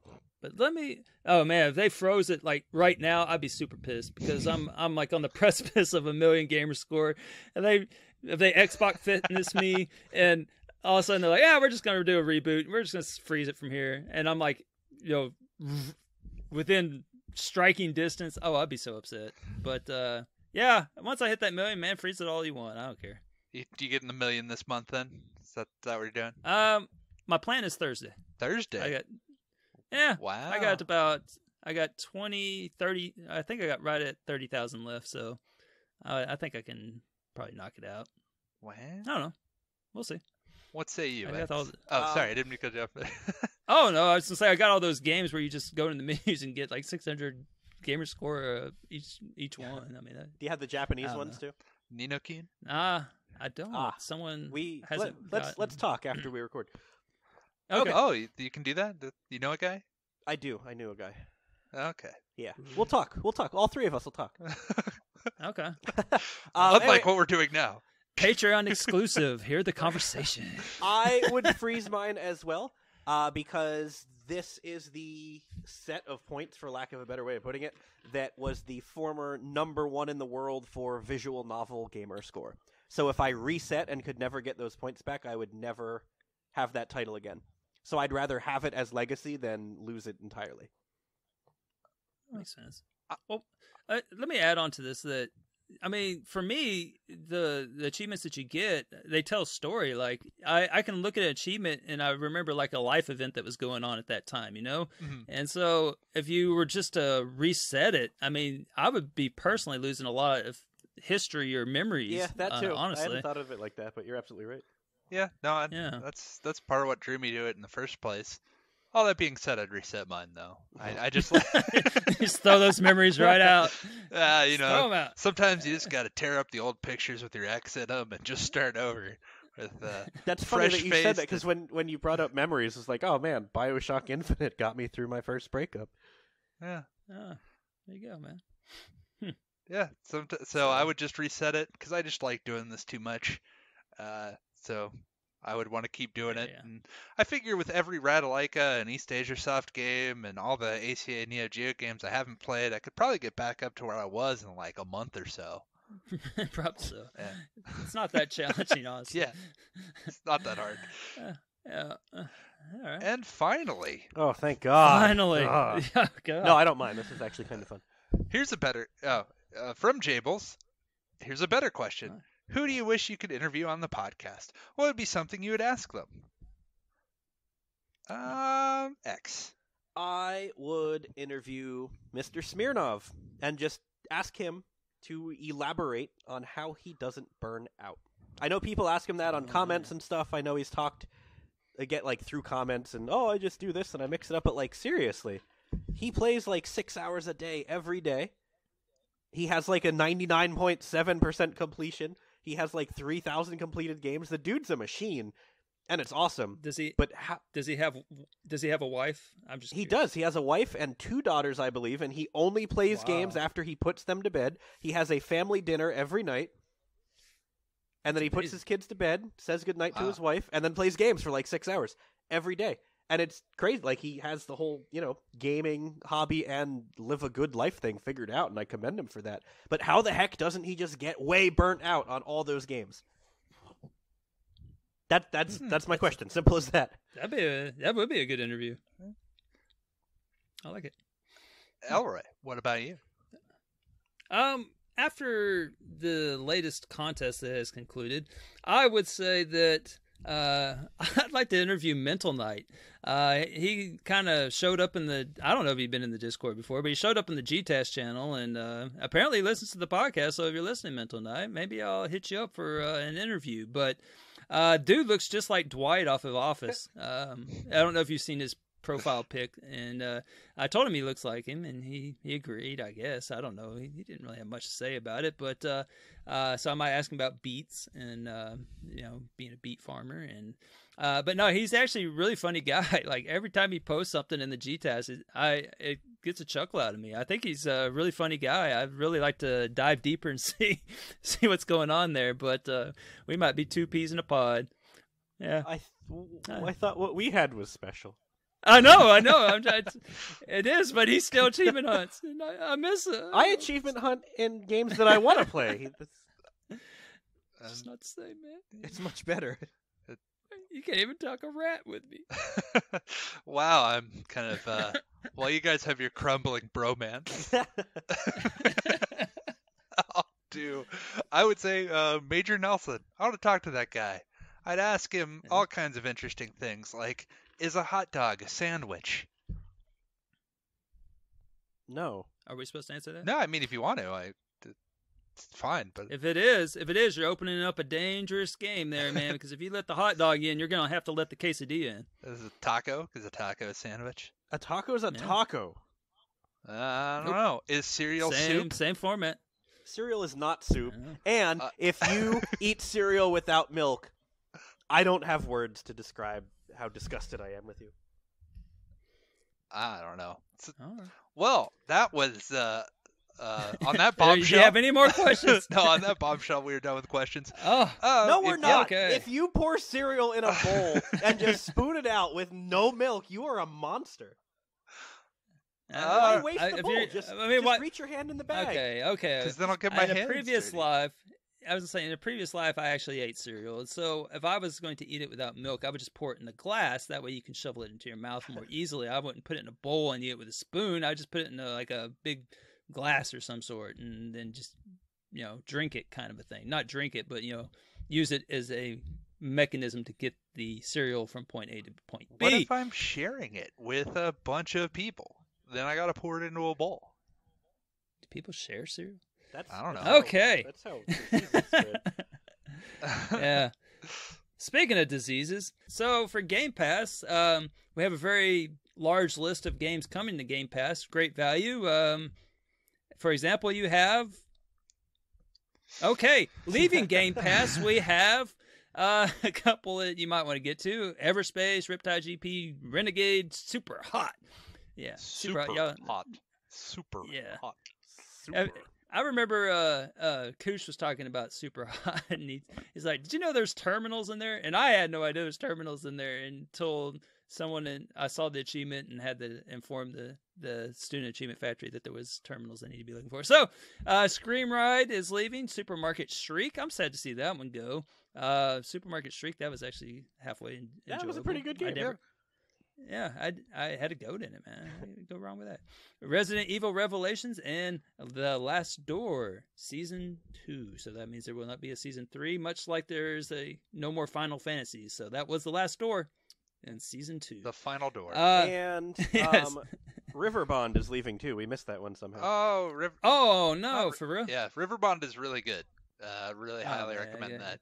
It's actually 1,100 points. Yeah, it's been on my to playlist for a while, and now that it's leaving, well, now I better move that up in the queue. So it's a slightly better Minecraft Dungeons. There, I said it. Oh, for real? Okay, I'll have to give that one a try then. Games with Gold. It's June now, and so we have $63.96 value and 2,200 gamer score on the line with Shantae and the Pirate's Curse. Something. Shantae and the Pirate's Curse. She goes by Shantae. I talked to her. And it seems like this game, they're just trying to get on everything. Like, it seems like it wasn't just in Game Pass. It seems like it was just on sale. It just seems like it's everywhere now. I don't know. But I think that's a Castleroy game, if I'm not mistaken. There's another one. It's called Coffee Talk. Visual novel. I own it because I support. Is that what that I is? support visual novels, Okay. so I bought it when it came out. It sounded dreadful. I was wondering what it was. But it's like a 3-hour completion, and you don't have to pay attention, so it's right up your alley. Oh, fantastic! I will, of course, read the story and enjoy it much more than you. Yeah, I won't read it nor enjoy it, but I will do it. There's a game that doesn't have achievements, so we'll skip over that. Oh, Destroy All Humans is awesome. That game's great. I don't understand their marketing tactic though, because the remaster or the remake rather is coming out in July. So they're like, let's just give this one away, and then everyone will want to play it again in a month. I'm not following that logic. Yeah. Huh. Well, I don't know. I've never played any of them. And then there's lastly, the last half of the month, you can get on the 360 a game that appears to be pronounced Cinemora. It's a tough as nails Japanese shoot 'em up. Yep. Bullet hell, that kind of game. It's like like 200 points and like 1,000 TA. So. All right. Well, in this bullet hell that you're experiencing, I'm sure there's different types of things shooting at you, including maybe some warboats. Warboats? Yeah, maybe we should hit the contest. So, have you all heard about warboats? Disclaimer, I hadn't until our pre-recording meeting, but I have now. Warboats is the new TA contest that is basically go ahead and curate your list if you haven't already. Make sure you mark the things that you don't own or do not want for contests in your game collection as not for contests. This will be very important and will save you a lot of trouble later. But after you do that, sign up for Warboats. You will get 36 achievements that are in a grid format with an A and a through, I think it's F, and 1 through 6. That sounds right. Is it 6x6 or 9x4? 6x6. How do you mix those up? Well, I don't know. There's lots of ways to do 36 squares. But okay. Anyway, if you get an achievement on that grid, it'll tell you if you've hit or missed. There are different boats out there. There's a warboat, there's a cruiser, and there's a submarine that are different lengths. And it's kind of like that one board game. You know the one. What? Yeah. We'll just say it. It's like Battleship. Yeah, I was trying to dance around. Are they a sponsor? Not sponsored. Could be sponsored. No, funny thing about that, the thing that I always remember about that is I was looking for easy games and I saw that Battleship for the 360 was not a terribly long completion. I was like, oh yeah, I can do that. And how hard can that be? Probably 2-player. You just look at the other person's screen, blah, blah. And then I get home and I'm like, what the hell is this? It's like a war game. And apparently there was a movie and that was a game based on the movie. Yeah, they turned the board game into a blockbuster. Who knew? Oh yeah. Yeah. That and then they terrible. make a video game and it's about the movie and not about the board game. What was that? I totally forgot about that. That terrible movie. So I bought the game at GameStop thinking I was going to go home and play a little board game, and I fired it up, and I was like, what is this? So, yeah. So there you go. To get your badge, though, if you are interested, you only have to destroy one boat, which I have done already, but I might go after all the other boats just for bragging rights. Isn't it like the easy achievements in your game list that you mark? Yep, I believe that they go by a special criteria, but I think they're all under 2 ratio, and then I think they also got rid of some of the ones that are like the coffee cup and the grindy ones or unobtainables, things like that. So that makes sense. Yeah, there's also no fail condition, so you can miss as many times as you want. You just don't get as many points for the leaderboard. But if you're just playing for fun, and also achievements, I don't know how that one works with the thing, but you can go for the warboats. It's a lot of fun. Highly recommend it. Awesome. Well, okay, I guess that takes us to the gamertag challenge. I don't know, X, did you like to talk about that one? Yeah, I got it. So coming up in June, we have Mr. Essential, otherwise known as Freaky RO, or is it Freaky Row? Freaky Row. That sounds like a bad part of town. Yes, it does. Freaky Or RO. a good part. He is a GameStop employee, for those of you who don't know, hence Mr. Essential, but that didn't work out well for GameStop, did it? So, anyway, his chosen game is one very familiar to you, Mr. Roy, Lonely Mountains Downhill. So that's actually a fun game, man. I'll take your word for it. Yeah. If you're trying to get your ratio up, man, it's not overly challenging. You can do a lot worse. Yeah. Yeah. It's enjoyable. I probably will check it out. No, maybe I will. I don't know. It's bikes, right? Cycling.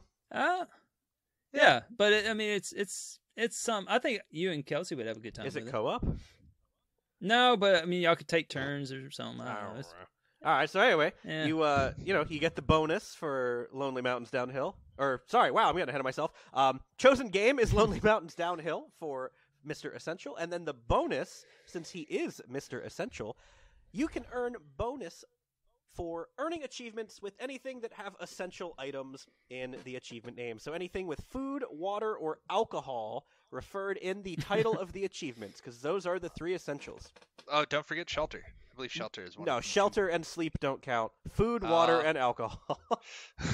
Anything that is essential qualifies as the bonus for Mr. Essential. I'm just naming the top 3. Oh, yeah. That's awesome. Listed them out. Well, then why isn't it alcohol, food, and water? We don't need a water. I didn't do them in order. Let them burn. All right. Well, I think that moves us into the final contest. That this will be the final time we mention this. Thank God. Which is the gtasc 2020. What's that? Well, I'm glad you asked. No, why'd you open that door? Now, I don't have much to say about this, except the following, which is your gtasc official roundup. Free at last, free at last. Thank you, Planting 42. We are free at last. A contest that is older than the Rona, finally was socially distanced out of our collective lives, and I am proud to say that you will no longer have to hear me complain about it. Much like we are encouraged to stay 6 feet apart unless you live in the Ozarks, I plan to stay a safer 10-foot poles distance away from the future iterations of it. That being said, gtasc is a hell of a drug, and never trust a junkie. So here you go, your full rundown of how it shook out. On the team side, Brer Tom and the Possum Folk did not win. Nevertheless, the adverse effects of both Rocker and my own health from carrying a near 200-pound sack of taters on our collective backs for an extended period of time will surely lead to spondylosis. I think that's how you pronounce arthritic in the lower back. But our best wasn't good enough, but it sure was good enough to beat a Wookie, a Lego game fan, and a dog waiting to be put down. That's right. Shots fired, Wookie. Other than that, other teams did participate, and in the end, an athletic complex robot in the United Kingdom, Danny Boy, and someone that's beyond famous, he's infamous, came out on top. Team Leapfrog jumped over the competition and showed why they are as dangerous as any group of leapers. See what I did there? No, Okay. that was okay. Yeah. That was delightfully All okay. Okay. I am told that Jimbot UK is a 3-time gtasc winner and only person to score a FOOF, or 100,000, TA difference in 1 week. Twice. I guess that was the modifier to make it exclusive. If all of that is true, congratulations to him. And I would add, go outside, man. Just go outside.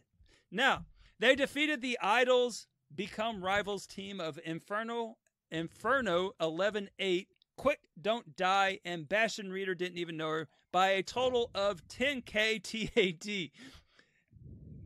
10K TAD, and then there's that whole obscene 70K. I was gonna say you're forgetting I thought dramatic pause made it sound close. The 70K in bonuses compared to the 22,000 that the second place team had. So that kind of won it for him. So everyone else didn't have that. So not even close. Now an individual, Inferno 118 put on a clinic. He had a ratio of 5.72 in the final week and scored over 24,000 in gamer score. This resulted in a TA difference of 115,000. I'm going to get this right. 115,000.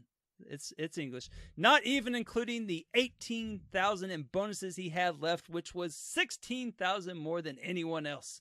His top 10 Chivos for the period resulted in at least 1,400 TAD. I mean, you just look at his top 10. They're all over 14,000 or 1,400 TAD. Now, I'm not sure how many more he had over 1,000, and if I knew how to look that up, I would get that information to you. But yes, you could say he won. He won. Yep, he won. Now, first place loser was Jimbot. He had 10 Chivos that were actually higher than Inferno's, and his total was also over 100,000, as we mentioned before. Nevertheless, he was edged out And by edged out, I mean he lost by 33,000. Yeah. 21,000 behind him was second place loser Danny Boy J14, who also put up a very big TA difference score. Third place loser was fellow gtasc 2018 finalist Mental Knight, who I want to get on the podcast, who once again bested your boy in the finals. He's got me 2 straight years, man. He put up 51,000 in his final week, and as far as I know, was also able to avoid divorce. Bonus points, he has kids. Impressive. Rounding out the top 5 was your boy Elroy, the People's Champ, first place C-League champion. They tried to DQ him. Yeah, they tried to get him out. They said that a guy with less than a 1.3 ratio couldn't compete.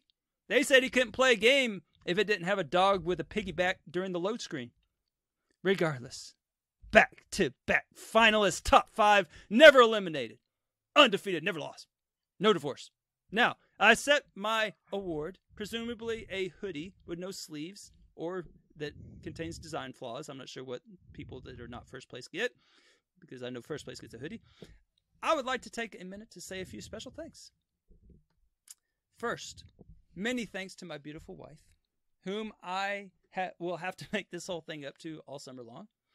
Next, to my Tennessee brother Rocker, who was always there for me to help boost and also to strategize with.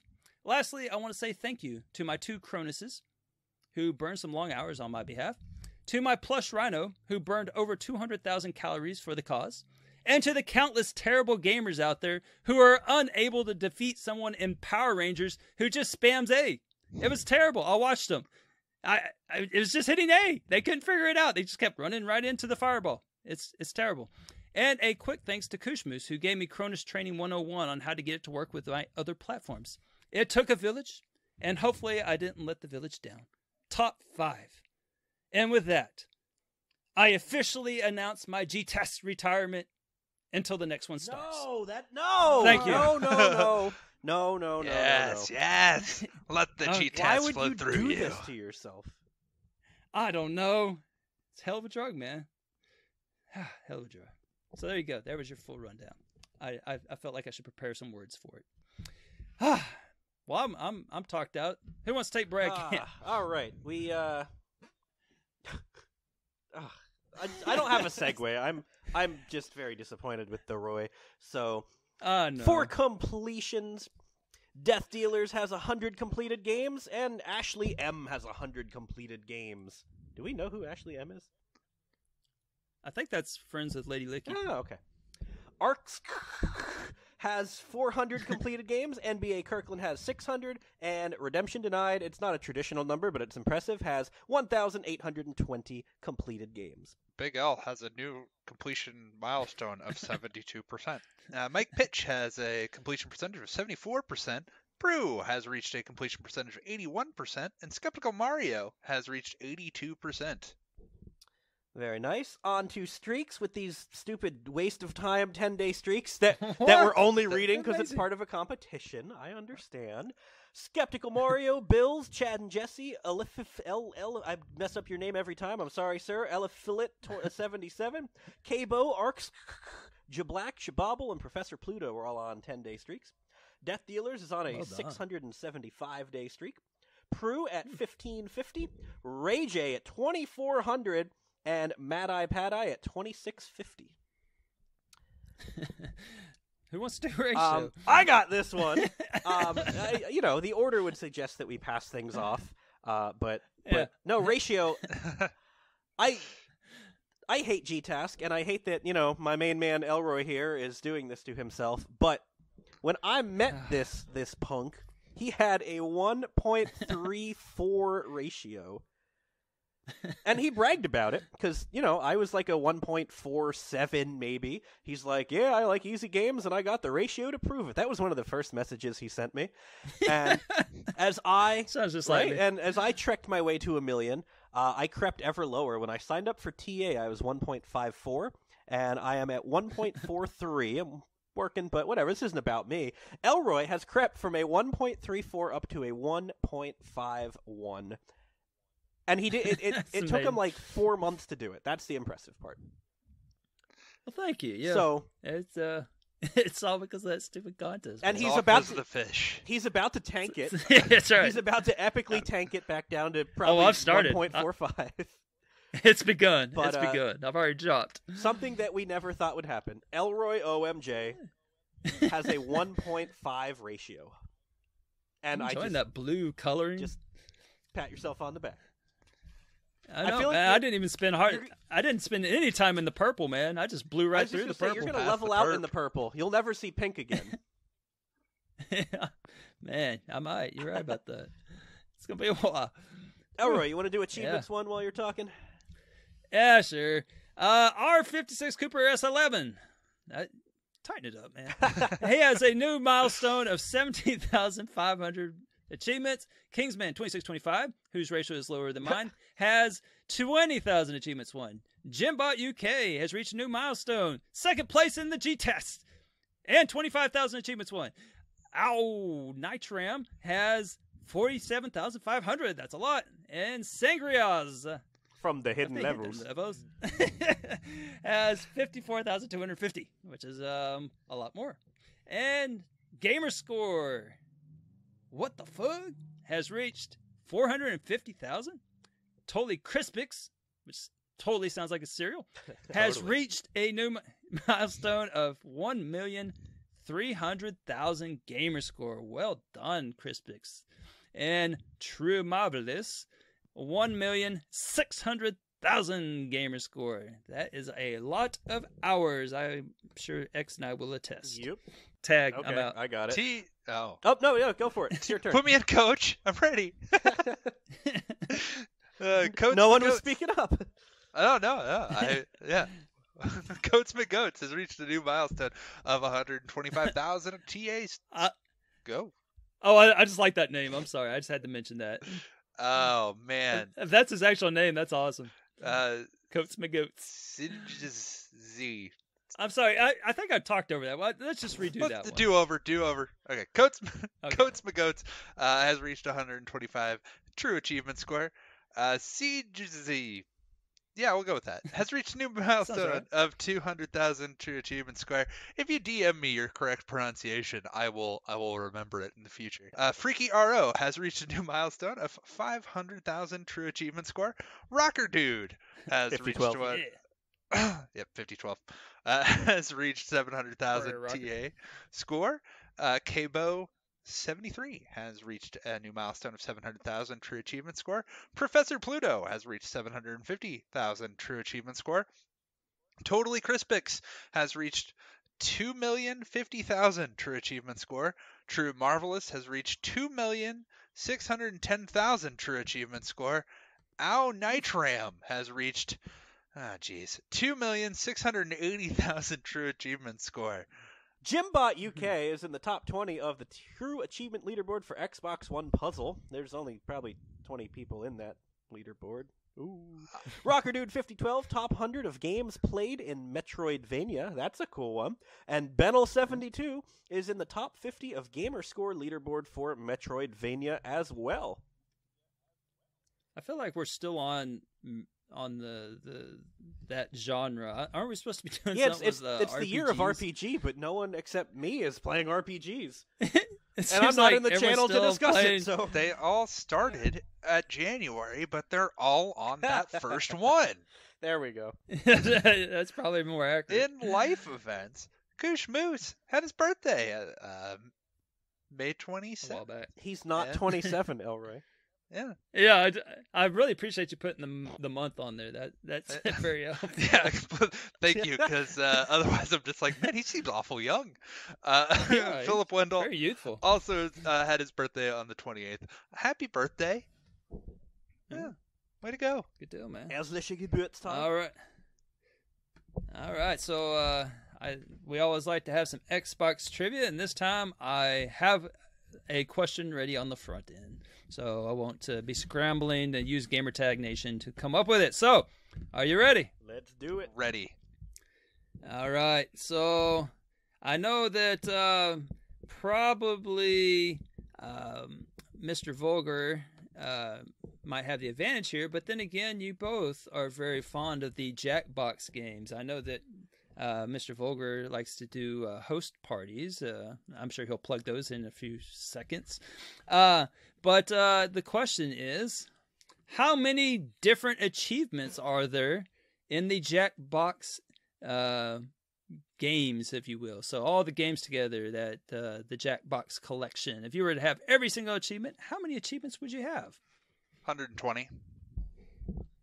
Wait, are we not? I thought we were texting Elroy. Oh, are we? Last few times we haven't. Okay, I'm thinking he's going to go with 120, so no need to text me. X. Well, there's 20 in each of the 6 packs, so there's 120, and then the one had a double stack, so there's 140. Are we counting like Drawful and Fibbage, the standalones, or just Jackbox?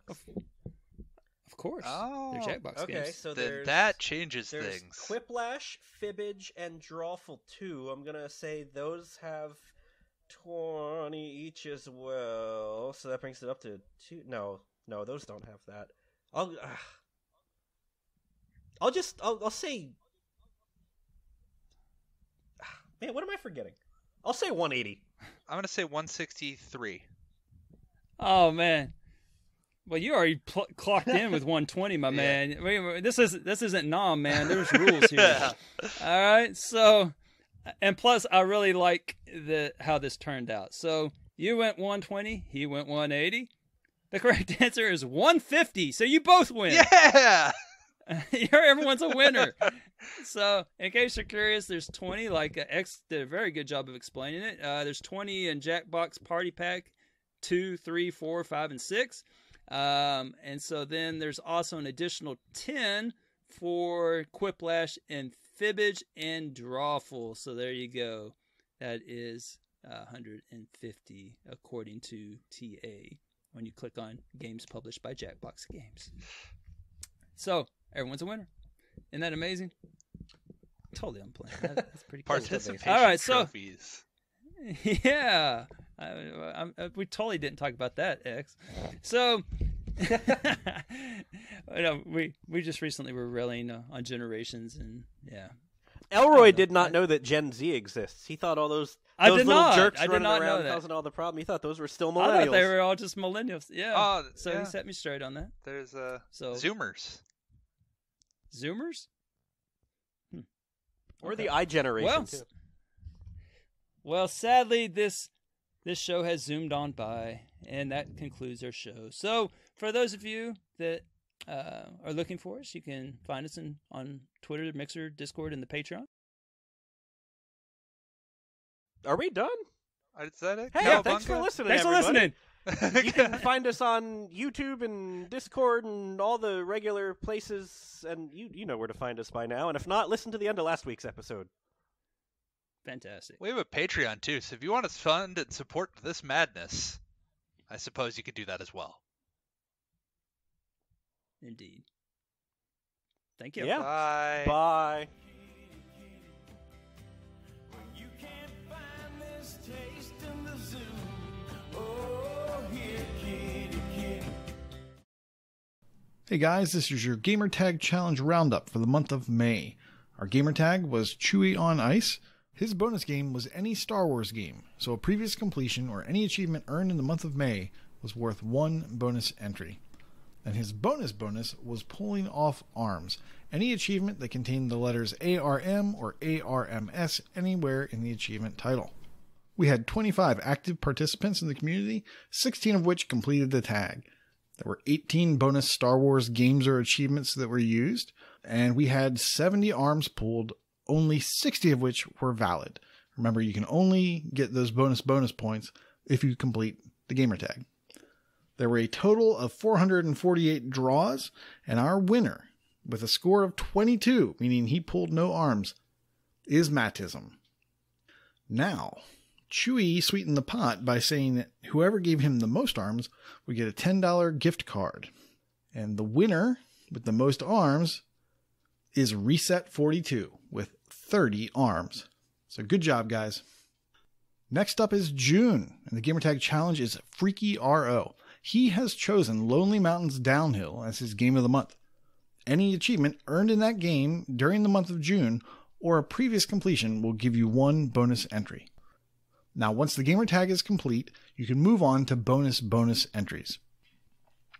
Our bonus in honor of Freaky RO, aka Mr. GameStop, aka Mr. Essential, we're accepting achievements containing essentials. So essentials in this case are food, beverages, and shelter. So we are looking for achievements with the following types of words: air, water, food, shelter. They can be specific examples. These words must be intended. They must be the intended word and not be a part of a word. So air would be valid, but stare would not. Limit 1 achievement per game. And the final item is our patron giveaway. Patron giveaway for May is Philip Wendell. Congratulations, and as always, thank you guys so much for supporting the podcast.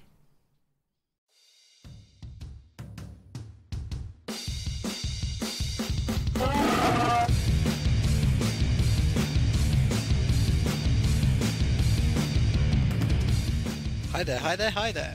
Welcome to the latest and quite possibly greatest installment of Chewie's Challenge Championship. We've got a thrilling roundup of May's challenges and some sweet, saucy, sexy challenges lined up for June. So let's get right down to it. Whoop!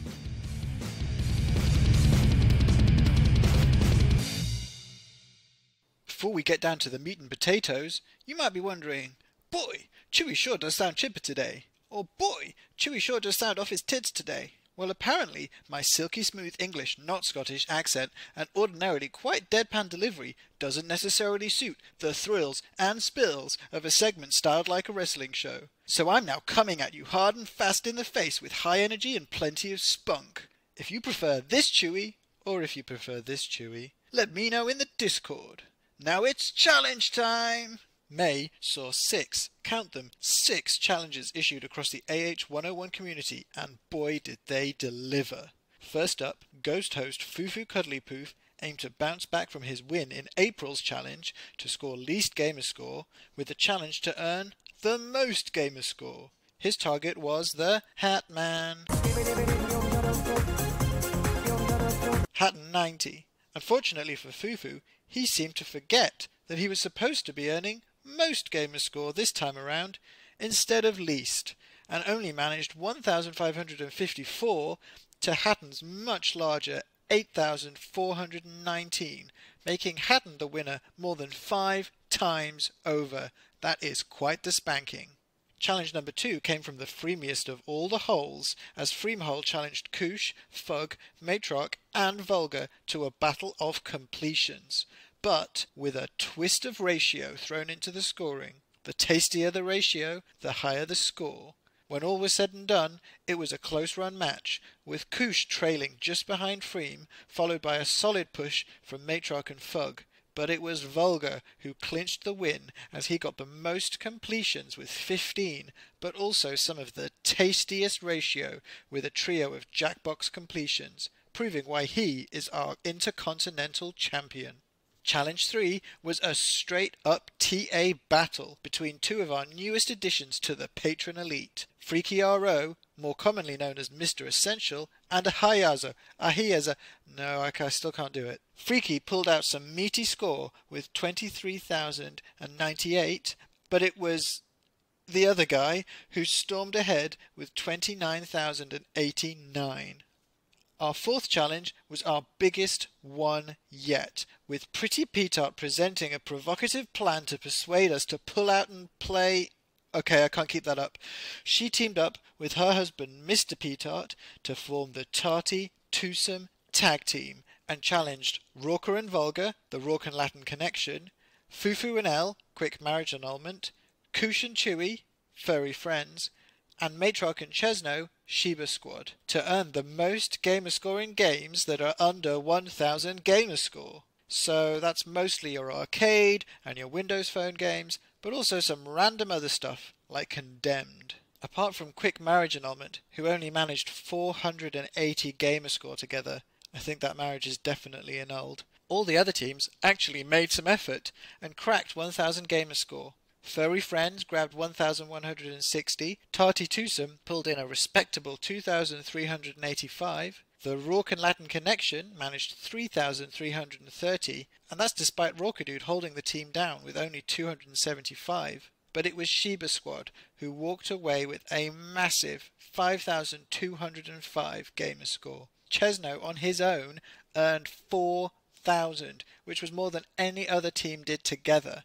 With that win, Matriarch and Chesno are our first tag team champions as the Sheba Squad. Challenge 5 was another biggie, as I challenged fellow Brits Chesno, Alifalet, LA Jester, Hatton, Jimbot, Danny and Simso to earn the most achievements, starting with the letters CUPOFTEA. That's cup of tea to all you non-spellers out there. I'd say it was a close run match, but with gtasc in the picture, it was only ever really going to go to one of two people. The highest earner from the rest of the pack was yours truly at 161, with Chesno following me at 143, followed by Simso, then Hatton with close to 100 each. The less said about Jester, the better. Meanwhile, at the other end of the scale, gtasker 1, Danny, earned a whopping 282, but then gtasker 2, Jimbot, stomped a big old 488 achievements down. With that ultra mega win, Jimbot has earned the right to face Vulgar for the Intercontinental Championship belt this month. More on that shortly. Finally, we had our CCC title match, with Exe the Hero hoping to best our long-standing champ ElroyOMJ in a challenge where most good achievements win, meaning games rated highly by the community score points, but games with low ratings score negatives. Exe pulled in a stellar performance, with 485 achievements across 16 games. He truly earned his stripes in the challenge by playing all positively rated titles, with LEGO games Ninjago and Marvel Avengers, as well as Injustice 2 and Assassin's Creed Odyssey, in particular pulling in big points. Unfortunately, his opponent was in the final weeks of gtasc and had a deathly determination to end that tournament in a decent position. That meant he spammed the crap out of a whole heap of games, earning an insane 977 achievements in 56 different games. Although low-rated games like Dance Paradise, DayZ, Super Bomberman and Fighters Uncaged eroded his score somewhat, in the end, sheer numbers won the day, with multiple Minecraft stacks of hundreds of achievements pushing him above the line. Despite Exe's best efforts, Elroy brute forced his way to the win. It's probably little consolation to Exe that in any other month he would have had it in the bag easily. So let's take a moment to pour one out for a fallen hero. And on that bitter note, we're now ready to move on to our June challenges, and boy, let me tell you, we have some real crackers in store. You're probably sick of hearing my voice now, and I need a glass of water. So for our first challenge, I'm going to hand you over to a very, very special guest, Jiblach. Welcome to the first Chewie's Challenge Championship, Canadian edition.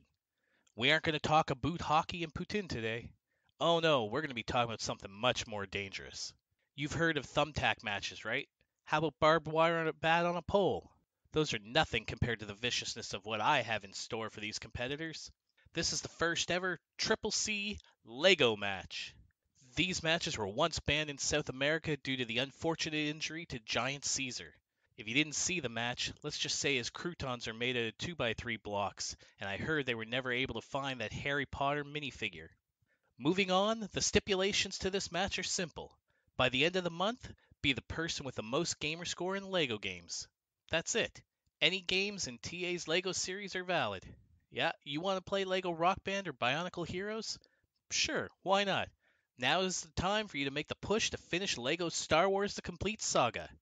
Oh my god, I hated that game. I can't believe they made us run through the levels so many... What? Oh, right, yeah.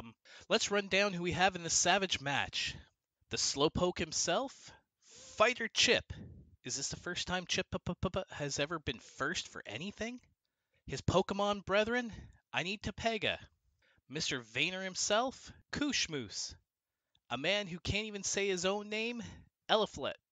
One of Slovakia's top gamers, Michael KV.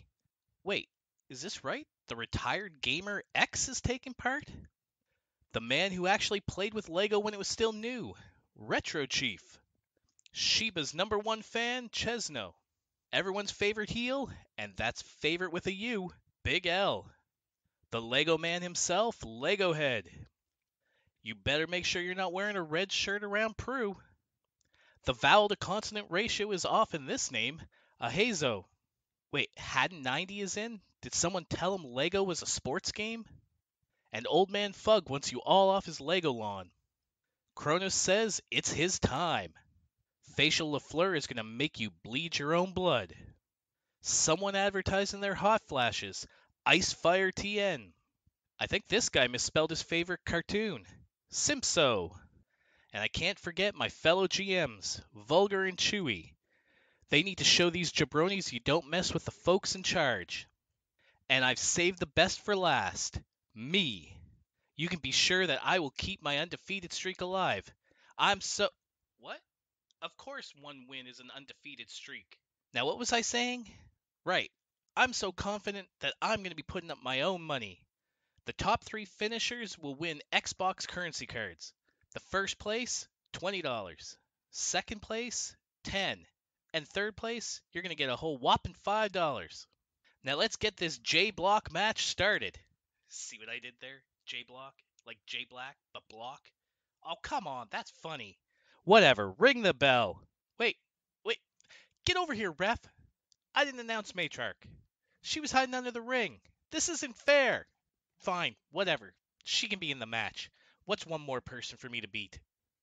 Thanks, Jablach. That is a truly special challenge and one that has generated a huge amount of buzz on the Discord. And just remember, as the month progresses and you've smashed your 3 billionth brick in your 19th Lego game, you know you just need to...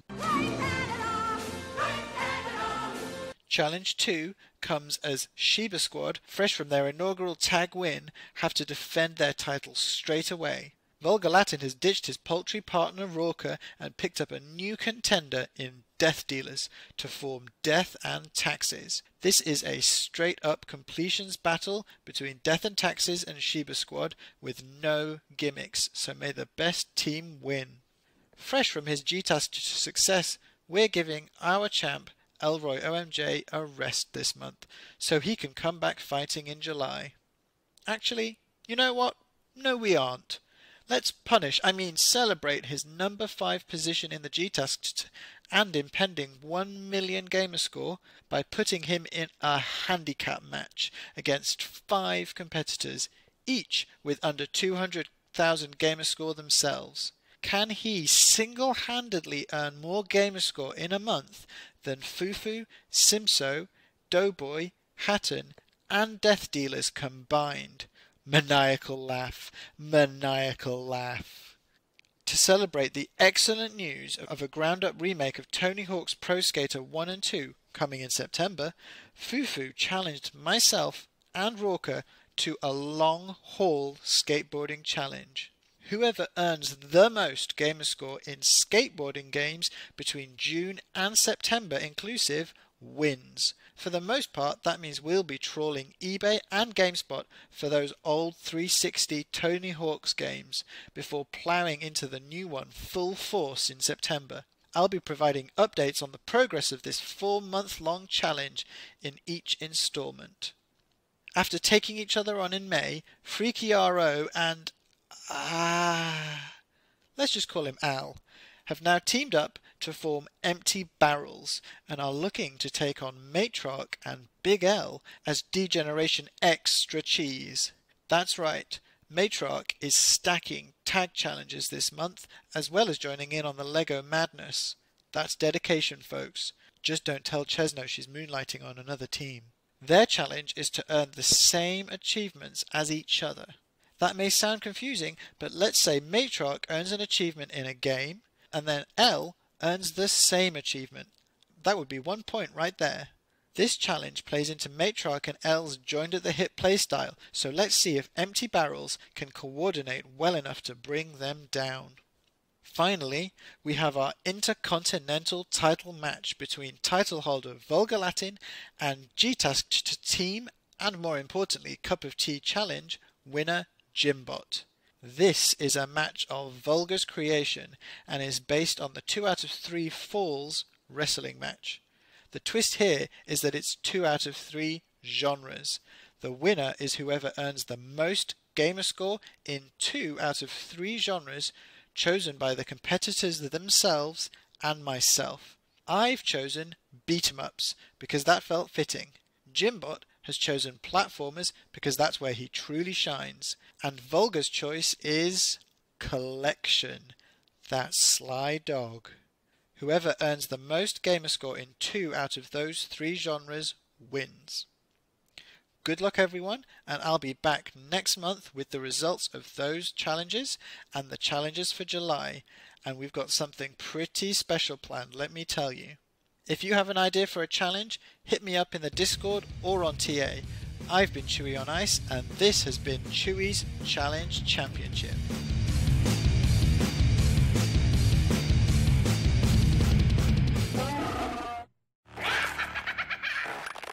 What's up everyone, ElroyOMJ here for a quick review of Woodle 2 Deluxe Plus, a platformer that released mid-April and is currently available for a penny shy of $13.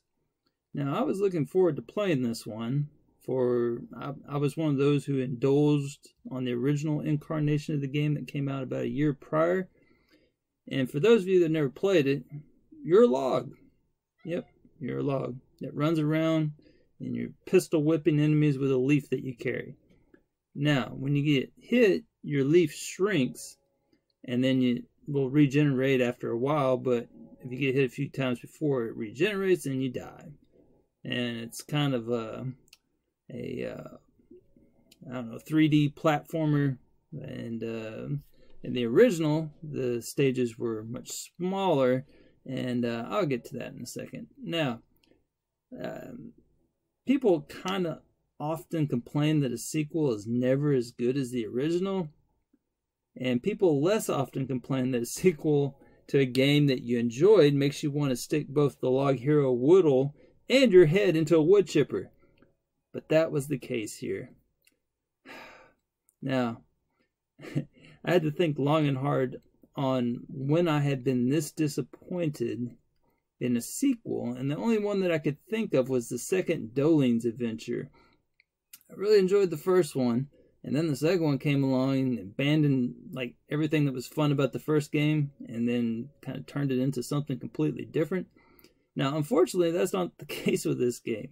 It's basically just a repackaging of the first game, but with more of an open world style.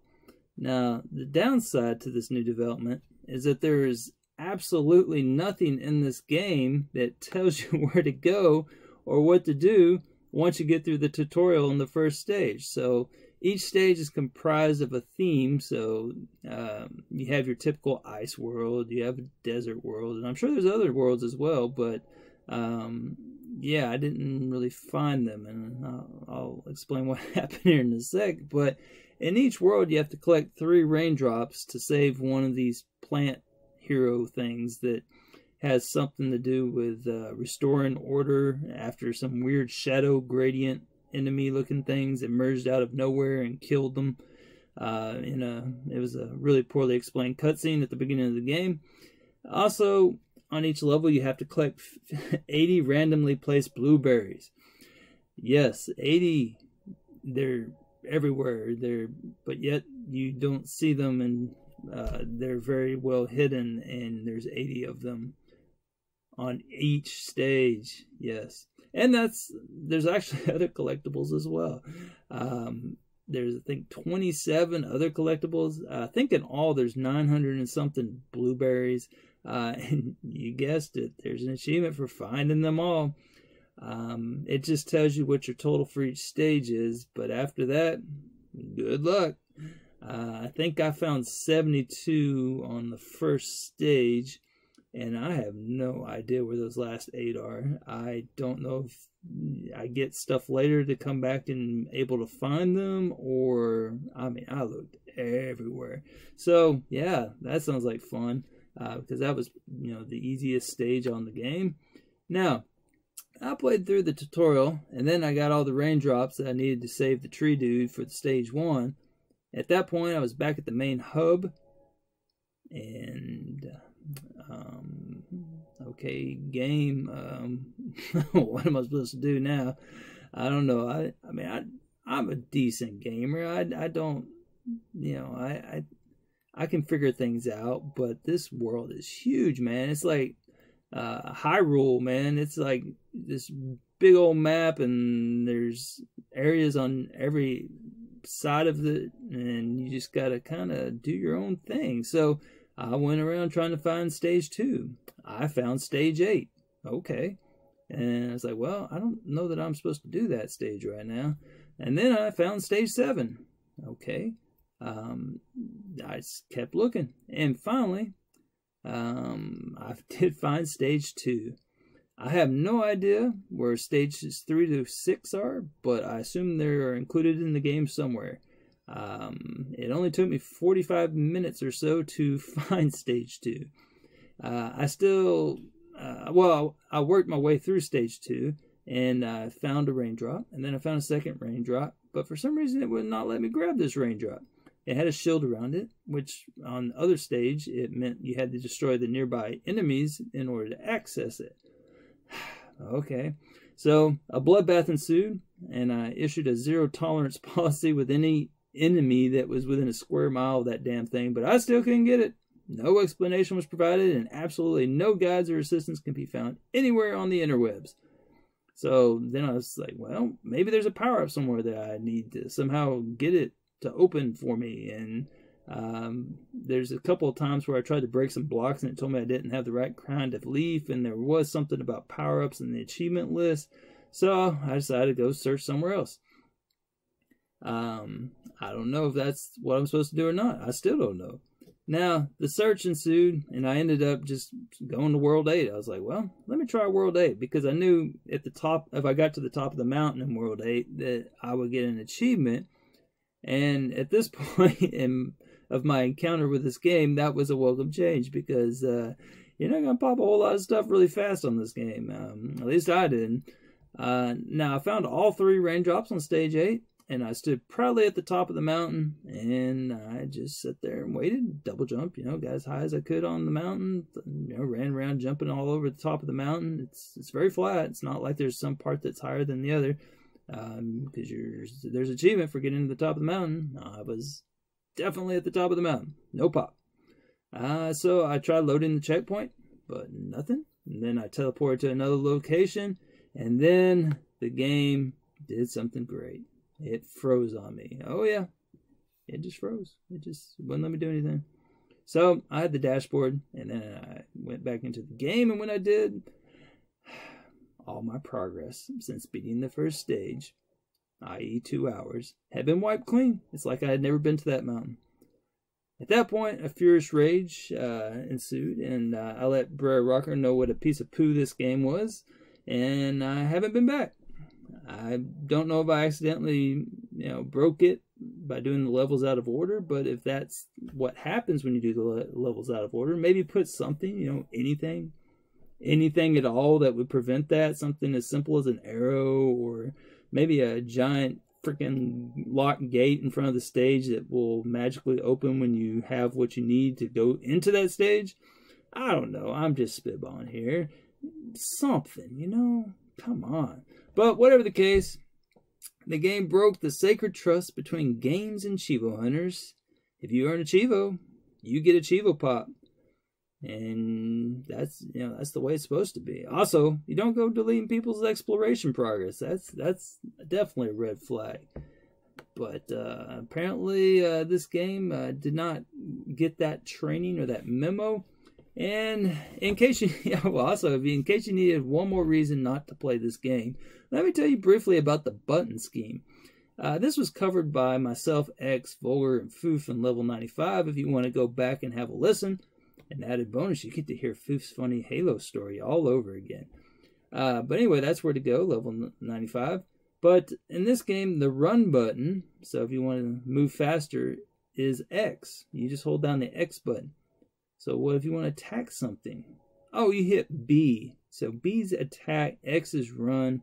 And then if you want to glide out of a jump so you can get further, you jump and then you like use your leaf to glide over to other platforms. It isn't obtained by holding one of the triggers or by holding the jump button after pressing it. Rather, you have to switch to the Y button. So you jump, you double jump with A and hit Y when you think you're at the peak of your jump, and then you can glide. So yeah, it's a hot mess, and it takes a while to figure out. I can't tell you how many times I ran into the enemy as opposed to attacking them because, well, you know, the buttons are not in the right spot. But in all, I don't know if you, spoiler alert, I cannot in good conscience suggest this game. It will frustrate the tar out of you. And the only way I will ever go back is if there's some kind of guide or very exhaustive walkthrough that emerges and will explain to me what in the world I was doing wrong, or maybe there's going to be an update that will fix some of the problems of random character spawns that I didn't even get into, where you're just walking along. I fell through to the center of the earth once when I loaded up a checkpoint. I guess the floor didn't render in time, so I just kept falling and had to find a checkpoint that it had a floor. A lot of technical issues here. Can't get past the whole breaking the sacred trust. There's a lot of things that just did not go right here. So much like the character, which is a log. It's big, it's heavy, it's wood. The sequel packs a similar thud when it hits the ground, unless the ground's missing. Now, I would give it 1.5 pieces of wood out of 5, except, and I only give it the 1.5 just because the first stage was nice, and then it just went downhill after that. But I would give it to him, but unfortunately my grading system froze up, and when I started it back up, all the stars were gone. Sorry, I would give it back to you, but it just didn't make the cut. Thanks for listening. Wouldn't it be cool if the areas that the players are congregating and, for example, say, pooing, is places that can spread disease? So a lot of people hang around Chuno. What if Chuno was a significant vector for disease? So we're still teasing this idea out, but I think this is going to become a big part of DayZ. Hello, I'm Wakapeil, and gtasc 2019 to 2020 is over.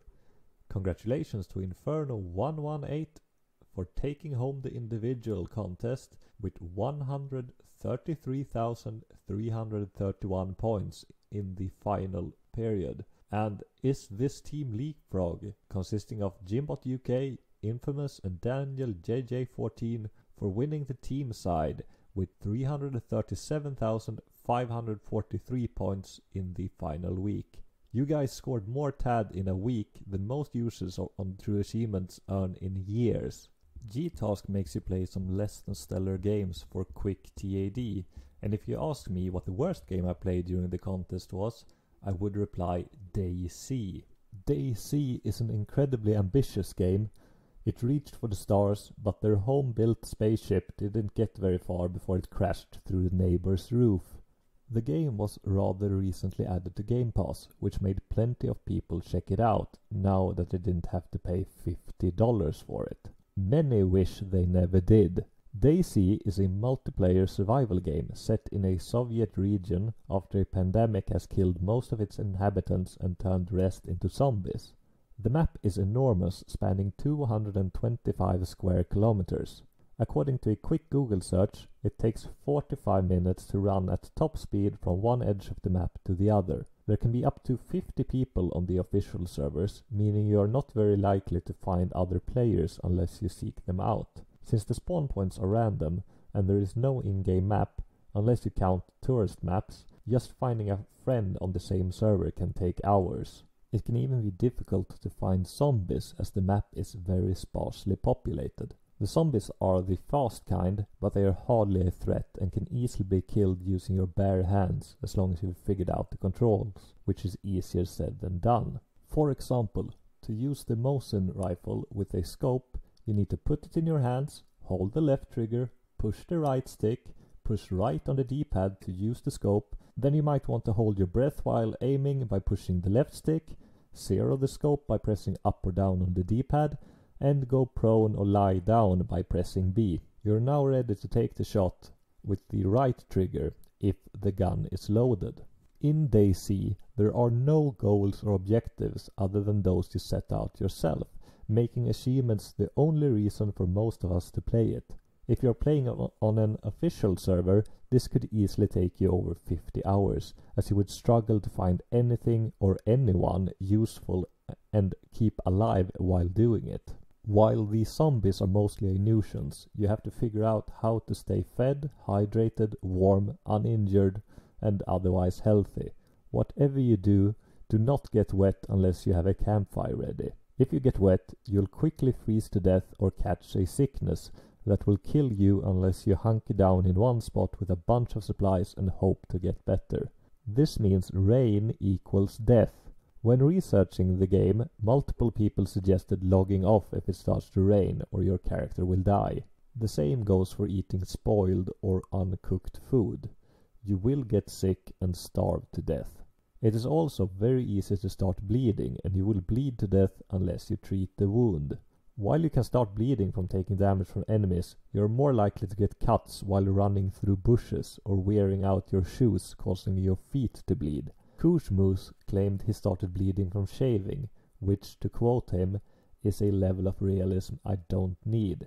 While quoting, I have to repeat this gem from the lead designer of DayZ, Dean Hall. I hope I implement a lot of bad ideas, so that then we know they are bad. Then we can remove them and move on. If we stick to safe ideas, this isn't going to become a great game over the next few months. It will just be a cool idea, and I'll try and spend the next 10 years going around conventions talking about how cool it was. I would rather follow all dead ends so I know what works and what doesn't. That quote is from 2012, by the way, and there sure are a lot of bad ideas left in the game. DayZ is a glitchy nightmare of bad user interface and game-breaking bugs. I totally recommend you check the game out, if you do so within 2 weeks. Because with Achievement Hunting 101's excellent achievement server, you can complete the game in 90 minutes with a Sherpa. While you can do all but one achievement in an hour, the last 30 minutes will be for waiting for your facial hair to grow so you can shave it for the final achievement. Rocky Dude might have configured the very best achievement server around, but it will go offline in the middle of June. With Game Pass, you get to catch a glimpse of this abysmal $50 dumpster fire and get 1000 gamer score worth almost 5000 TA with very little effort. Hit up the Achievement Hunting 101 Discord for server details and finding a Sherpa. There are multiple people still helping others complete this game before the achievement server is shut down. Have a nice day, everyone, and if you are listening to this in the far future, do not play DayZ.